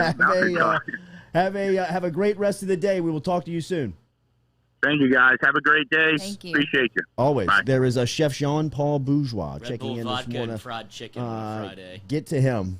Any chef that touts their fried chicken, you know the confidence he's got to have. That's right. That was his drop my nuts on the table. Yes. Look, I don't want to have to say it, but I will. I mean, that's if you're a bold asking, card to play. That is, especially in South Louisiana. Mm-hmm. Online, JeanPaulBourgeois.com. Keep up with everything. He is the host of Duck Camp Dinners, and we appreciate that very much for you interacting with him on his social media and representing us out there. That is cool stuff. Make sure that you tell him and go to all of our supporters and sponsors and make sure that you tell them that you're from the Jordy Culotta Show. We are grateful for you being out there and representing us to our guests and to our sponsors. We will talk to Shea Dixon here in a couple of minutes. I wanted to tell one of the Louis Garcia stories that was left out of, and I'm not going to do this thing justice because as Rantz said, Louis Garcia does a great Skip Bertman impersonation, and Garcia throughout his storytelling peppers in the Bertman impersonation, but he tells a story about being a freshman on the 1989 LSU baseball team, in which his responsibility was to carry the bags for the coaches in the rooms. So there was 3 traveling freshmen on the 89 team. It was Chad Auger, Paul Byrd, and Louis Garcia. And as Garcia tells the story, Byrd and Auger aren't going to carry the bags, right? They're the golden kids, man. They're the arms. They're the aces. Happy to be there. Absolutely. So Garcia is the guy that stuck with the task in carrying the bags up to the room. They're on a road trip, and he brings Bertman's bags into his hotel room. And with Bertman's bags, he drops off his wife's bags, Sandy Bertman's bags. And as Garcia is on his way out of the room, Bertman says, "Hey, big guy, look, take Sandy Bear's bag up to 1143." And Garcia's like, "Huh?" He's like, "You heard me, son. Take Sandy Bear's bag up to 1143. This is a fucking business trip." And Garcia's like, "Sir?" He's like, he comes back down and he drops Sandy's bags off at 1143, and he comes back down to the room and he says, "One more thing before you go, Lou. Open up those blinds. You see the pool out there." And Garcia's like, "Yes, sir." He's like, "How many of your teammates do you see, Lou?" And he's like, "About 6 or 7 guys out there, Coach." He said, "We got a big problem. Those guys are happy to be here, and they're going to be in trouble this weekend. We're in trouble because those guys are happy to be here. They're not here to win the game." And Garcia tells the story of road trips after that. In 1990, obviously, he didn't have to bring the bags, but he would check the pool on his road trips. And on the 1990 team, his sophomore season, there were 2 guys at the pool. There were 2 guys that would go to the pool. In 1991, as Louis says it and tells the story, and the way that he tells it is goosebump raising. He says, I looked out the blinds in 1991, and nobody was at the fucking pool. And then they just dropped the promotion of hold the rope. And it is just, I mean, that's a great goosebump storytelling from Garcia. As I said, he works in the Skip kind of impersonation and the Skip, just kind of his little quirks. But it kind of gives you the idea of Skip Bertman, the competitor. In that Hold the Rope documentary, Garcia tells the story after the first national championship when he runs up to Bertman in winter circle, and they're hugging and embracing, and Garcia's yelling to Skip, "We won, we won, we won!" And Skip tells him, "Louis, we're supposed to win. That's why we're here, buddy." Just kind of showing the simple ingredients that make Skip Bertman. There's a lot of us that speak of him in legendary status, but what made him the legend was the yellow book, the running out of the batter's box, the intent and the intensity that he placed on just the small little fundamentals of baseball, and how, visioning and seeing the success, how that would correlate and translate into success on the field, and how many of those guys late in the process would talk about, late into those championship seasons, would talk about, Ryan Theriot at the end of that documentary, talking about when he slid home, and the thought behind throwing his helmet was because he had seen the Armando Rios highlight from 1993 thousands of times, because Bertman would show them, when you guys get to Omaha, this is what it's going to look like. This is the success and the joys you will experience once you get there with me. If y'all going to ride with me to Omaha, we're going there to win, because that's what he did when he got to Omaha. And by the time they got to those championship semifinal games, they were unbeatable. They were untouchable. And he said it himself, dude. He was like, just get me there. Exactly. We'll win. It's over. Just get to Omaha. Like he said, the 1993 game, he knew he won the national championship the day before the game when Brett Laxton was throwing the cutter in the hotel lobby. He looked at Brett Laxton and said, "You may have just won us the national championship." What a thing to tell Brett. He was like, "Fuck, I hope this is here tomorrow." I know, man. I hope I can sleep on this thing. But just, I love the celebration of Skip this week. I love reminiscing and remembering all the stories, and Ronnie Rantz and Pete Bush and Ben McDonald and all the guys that have stopped by here and shared some time and some stories. But it's just, it's great to see that celebrated at a time where, LSU baseball is on the ropes right now as far as their postseason life goes, and a lot of discussion on the program. We will flip the conversation to LSU football. Tigers moved in over the weekend. There are a ton of new faces to talk about and who's going to make an impact. We touched a little bit on Jack Besh earlier this week just because of what Mickey Joseph told us here on the Jordy Culotta show a couple of weeks back. They already had the package implemented on Besh. It wasn't whether or not he was going to play. It was whether or not he was going to be able to pick up the package for week 1 and get him on the field versus UCLA. We'll ask Shea Dixon, who covers recruiting in our market better than anybody, who he expects from a new face standpoint to make a major impact, and some of the all-season storylines to watch this summer before we get out of here at 9 a.m. Remember, we're brought to you daily by Advanaclean.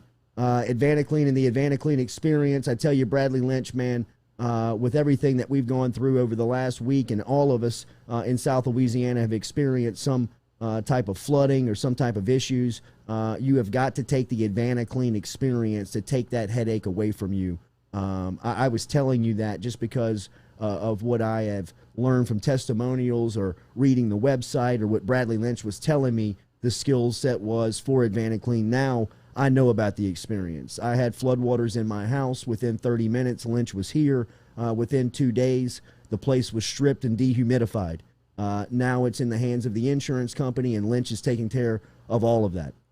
Find out for yourself what the Advanaclean experience is like online at advanaclean.com. Tell Bradley and the crew you heard it here from the Jordy Culotta Show. Your LSU football questions and discussion next with Shea Dixon from Go 247 when we return here on the Jordy Culotta Show, driven and powered by Go Chevrolet. Are you self-employed? Then you need to learn about Angel Oak's Home Loans Bank Statement program that they're offering, which makes you eligible as a self-employed borrower to purchase or refinance a home without requiring a tax return. If you want to learn more, get in touch with me. Email me, jordy@jordyculotta.com, to learn about the bank statement loan program offered by Angel Oak. jordy@jordyculotta.com to learn more. Gearing up for spring and summer down here in South Louisiana, and you want to keep your lawn maintained during these sunny seasons, get in touch with our friend Blake Abear over at Abear's Lawn Maintenance, where he says, you grow it, I mow it. 225-485-8022. 225-485-8022 is where you can find Abear's Lawn and Maintenance, the official lawn and maintenance company of the undisclosed location. Go Chevrolet is proud to announce Go Express Auto Sales, the new used car lot located in the capital city of Baton Rouge, Louisiana, at 11522 Florida Boulevard. Go Express Auto Sales is online at goexpressautosales.com, or you can search them on Facebook and social media at Go Express Auto Sales, the newest addition to the family of Go Chevrolet. Remember, Go Chevrolet is located down in LaPlace, Louisiana, but now welcoming aboard Go Express, the new used car lot located in Baton Rouge, Louisiana at 11522 Florida Boulevard.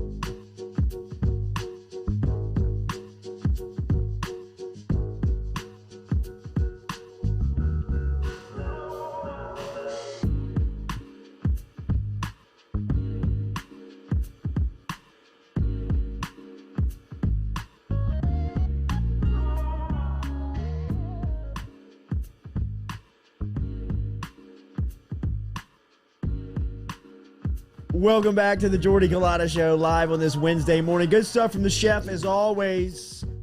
Wrapping it up here, getting to 9 a.m., talking some LSU football with our guy.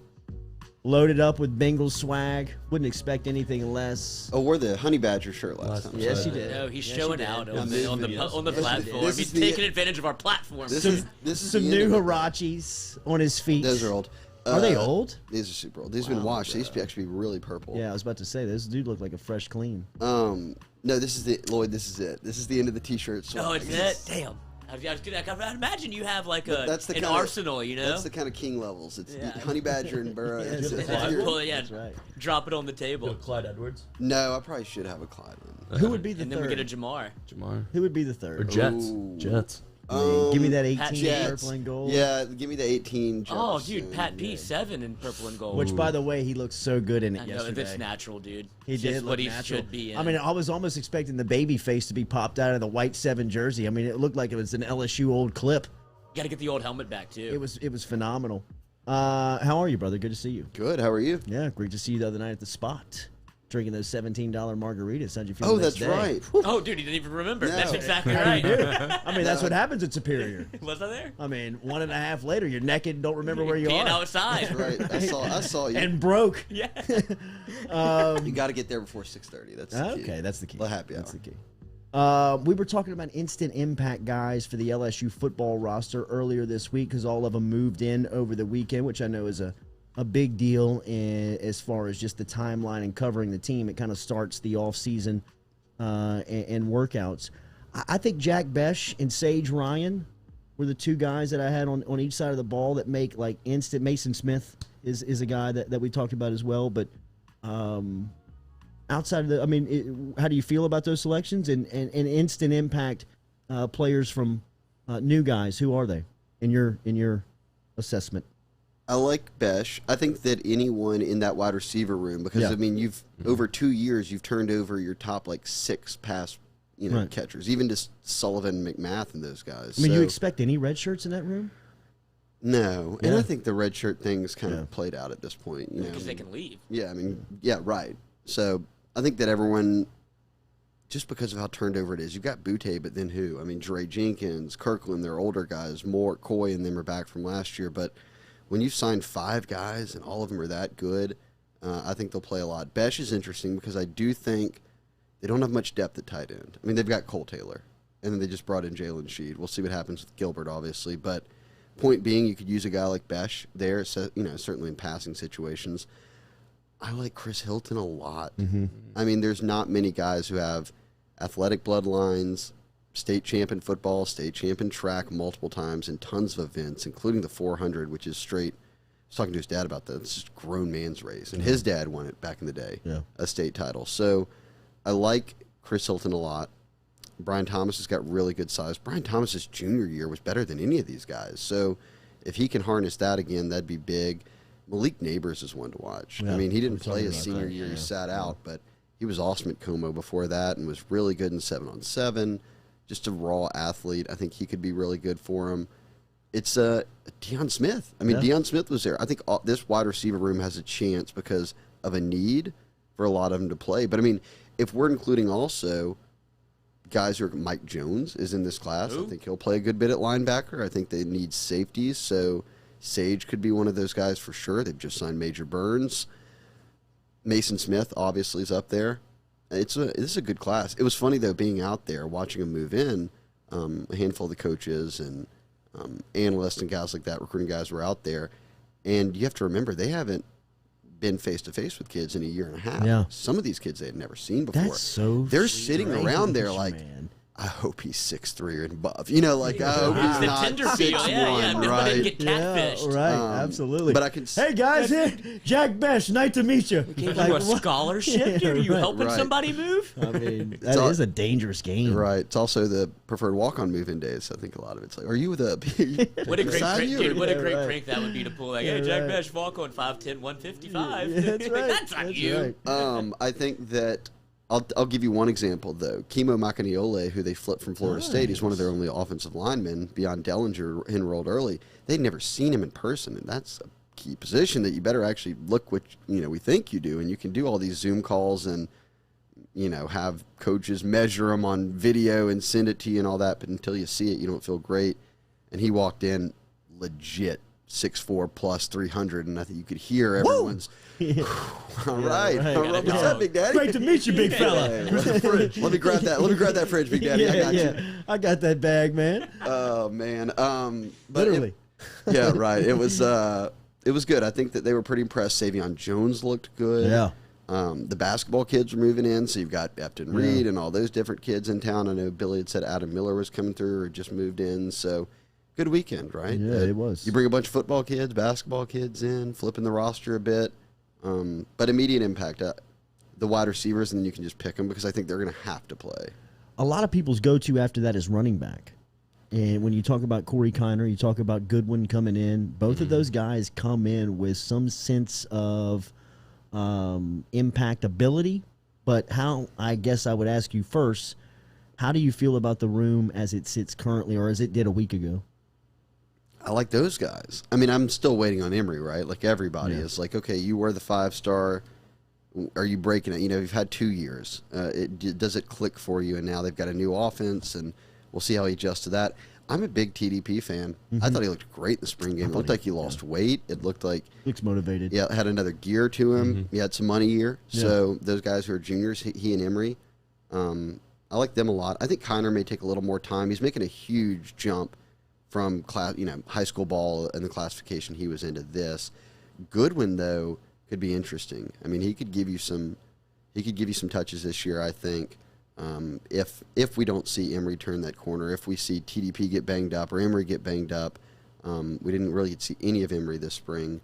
But I like those two guys first. I would imagine that's where Pete's is putting most of his focus, and then you can bring the other guys along as they come. But I do like Goodwin. How good is the defensive line? What's the ceiling of this unit? I mean, you talked about adding a guy like Savion Jones, who, I mean, he could be like just a specific down type player and a very skilled guy if they expect on playing him this year. But I mean, how deep and how good could they be? Yeah, I think, well, obviously O puts so much emphasis into the D-line that they're deep. I mean, they've got a ton of guys. I like the interior a lot more right now. I think they're a lot deeper on the interior. I mean, I can make an easy case that 5 different guys could be the starters. I mean, Glenn Logan and Neil Farrell have been here. They've got, Glenn Logan's got 30-plus starts. I mean, Neil Farrell's into the 20s, so that's 2. O loves Joe Evans, so he's clearly in that mix. He started the spring game. And then you've got Jaquelin and Mason Smith. So, I mean, that right there gives you 5 guys, and you're not even into the Guillory's and Eric Taylor's. That's what it takes. That's how you win championships. Sure. Right there. That's going to be a problem. Endless rotation. Then I sit at D end and I say, okay, beyond Anthony and Gay and then Ojulari, who's really ready? And we'll see what Sony Fanua can do. But then you're getting into this group of Philip Webb and Desmond Little and all these guys that, have been in the program a year. They're still probably getting acclimated. They haven't played much. But then, like you said, Savion Jones is coming in. You've got some other guys that you feel good about. But if I'm looking at recruiting, I'm moving forward heavy on D end because I think it'll be important. And obviously, Gay and Anthony are in there last year. But I love the DT spot. I mean, they could just rotate kids all day there. Is Little ready to play? I don't think. Yeah. I mean, he was like a basketball guy coming in. So, it takes a little. Very slim. And tall. So, I mean, it's going to take a while to put a lot of weight on a 6'5" guy. So maybe, I think Philip Webb is someone you probably are curious to see. A bit of a tweener. Was he a linebacker, outside linebacker, a D-end? He played D-end in the spring game. I'll be interested to see if he can't give him something. And they seem to like Sony Fanua. So if he can give him anything as a backup, I think that'll be good. But keeping Anthony and Gay and Ojulari healthy will be key. What did it mean getting Baskerville back? I think it's big, right? And now you look at that position. You've got him and Clark. You've got Mike Jones. You've got Bug Strong. They were playing Jared Small some in the spring game. Obviously, he's going to be on special teams, but you can play him if you're in a pinch. We saw a little bit of Josh White. I like that room a good bit right now. I think Blake Baker's probably a really good coach, too. I think he can bring them along and get them motivated, get them in the right spot. They seem to all like Durante Jones. Overall, if the defense is just put in the right place, which they weren't last year, they've got the players. I mean, you can field a top 4 or 5 defense in the SEC easily with just the roster. So as long as these guys get acclimated to what Jones wants, I think they'll be good. I'm really curious to see how good Mike Jones is because, he left Clemson to find more playing time, but it seems like they'd be able to give it to him here. I mean, they've lost Jabril Cox, and I don't know. Yeah. I'm interested to see. I don't know a ton about him, but I see him popping up on Mel Kiper's first round. Wow. I think it was McShay or Kiper had him as a first-round pick. Wow. For a guy who transferred out looking for more playing time. Damn. So I'm curious. What'd you make of the news? But I like Baskerville. What'd you make of the news of TJ Finley landing in Auburn? I mean, if I'm Finley, I don't know, it depends. But if I'm grading out, if his goal was to stay at sort of the top level of football, I think he probably upgraded his status in a big way. I mean, if we're presuming he was third on this depth chart, and one of the guys he was tied with was his age, in Max Johnson, then you're going to stay in conference, going to a team with a whole new coaching staff, so they've kind of got a slate wiped clean, even for Bo Nix, but for everybody, maybe getting a fresh shot. Nix hasn't lit the world on fire, and he's older than TJ, so I would think that right out of the gate, TJ's the second-string quarterback, and he's a play away or a bad game away or whatever it is from playing. So if I'm Finley, I would consider that. I'm like, okay, I'm leaving LSU, but I want to stay in the SEC. It's about as good of a landing spot as you can be. And if you're trying to balance, am I going to play versus am I on a good team? LSU added Jacoby Matthews since the last time we spoke, another 5-star to this class, and there seems to be still so many players out there. How does this class of 22, which is loaded as far as commitments go, what's the area of emphasis that they finish on, or where do the needs? You mentioned defensive line. Yeah, they only have one D-line committed, Tygie Hill, so that'll be big. And I think by design, they've probably waited now, knowing that summer camp's going to happen, and you can finally put your eyes on guys. So they'll bring a ton of guys in to work out over the month of June. So we'll learn more on that then. O-line is always big. I mean, you've got to figure out a way to continue to build there, and they've done well with Will Campbell and Bo Borderline, Lucas Taylor out of Alabama. They've got some linemen coming in this summer. You got to get Emory Jones. Yeah. I mean, at Catholic, he's a no doubt. What's the holdup on that? I think he's probably just wanted to take his time, see what all's out, make a few visits, whatever it might be. So many of these kids have just said, I haven't done, it's been shut down since I was in 10th grade. I want to go do something before I start my senior year and commit somewhere. So I think he's going to go to LSU, but maybe this summer he pops. I don't think he pops before camp, like in the next week or something. You mentioned Baker being on staff, the new linebackers coach for LSU, and it seems like they are now starting to touch into South Florida as a recruiting area. I saw where Shamar Stewart has a visit planned, the 5-star defensive tackle out of South Florida. Is that an area that you anticipate LSU picking up some more steam?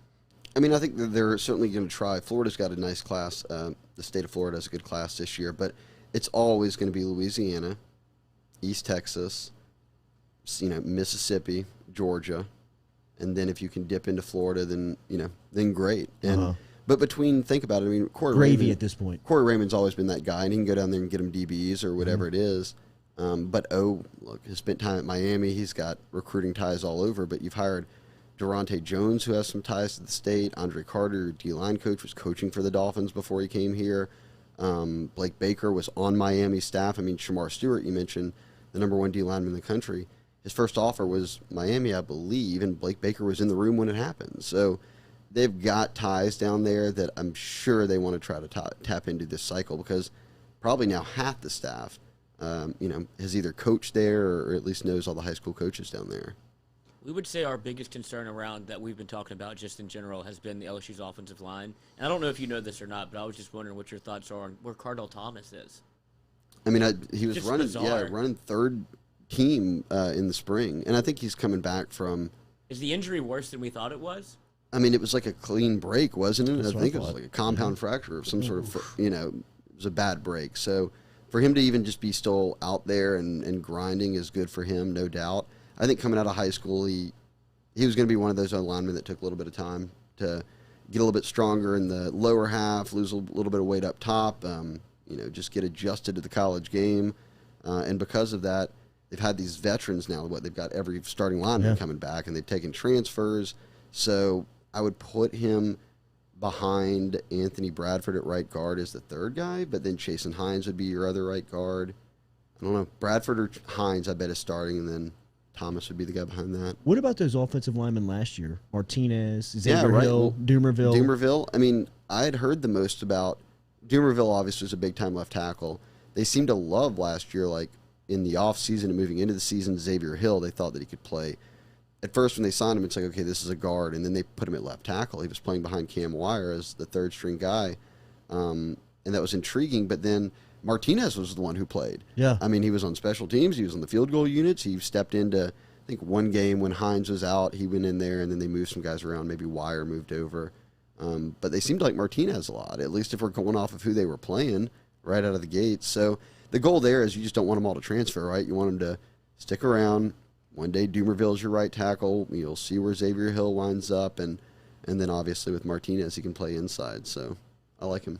Yeah, we just added Big Cage, so I was wondering what your thoughts were on that. Yeah, he's going to be a walk-on, which for him, it's like betting on yourself. That was Pig Cage. Big Cage, yeah, Quentin sorry, Cage out of that Rummel. dropped, yeah. Now they have like half of Rummel's roster on their team, Which is fine, right? Evan Francione was a Rummel kid who they were hyping up all offseason at wide receiver. On, huh?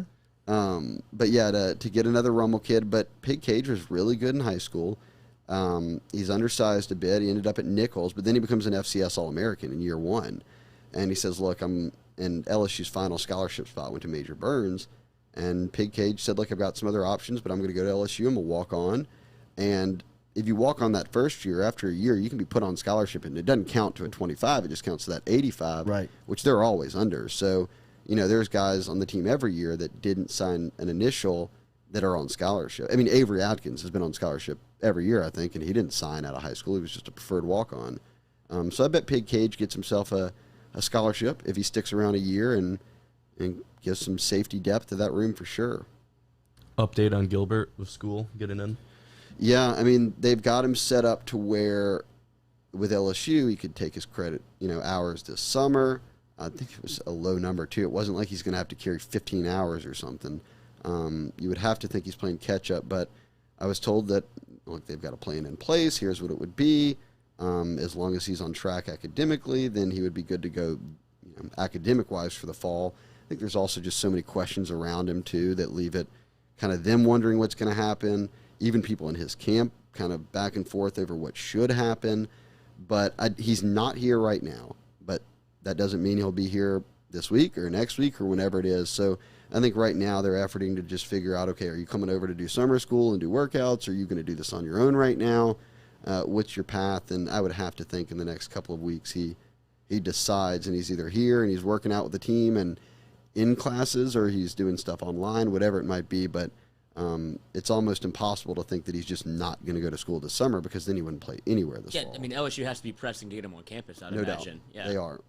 It's just an odd situation. Yeah. I mean, there's so much stuff behind the scenes, just as often there is in college football, and dealing with kind of situations like this. So it's tough to even speculate what's going to happen.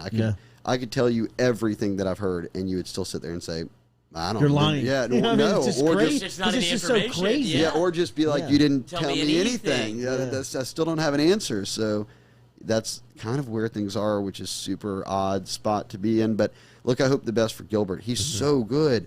I don't want this to be a Ronald Dupree type story where it's sort of, this guy who's epic status, 5-star, highest ranked tight end ever, and we see him play 8 college games, whatever it was. So How much do you think that the transformation of the offense makes a difference to him coming back to LSU? It had to have been a conversation, because I don't think he liked really the way he was utilized in his first year.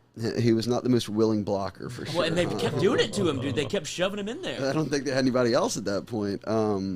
Yeah, I don't know. I mean, I'm sure that plays a role. Pete's getting involved.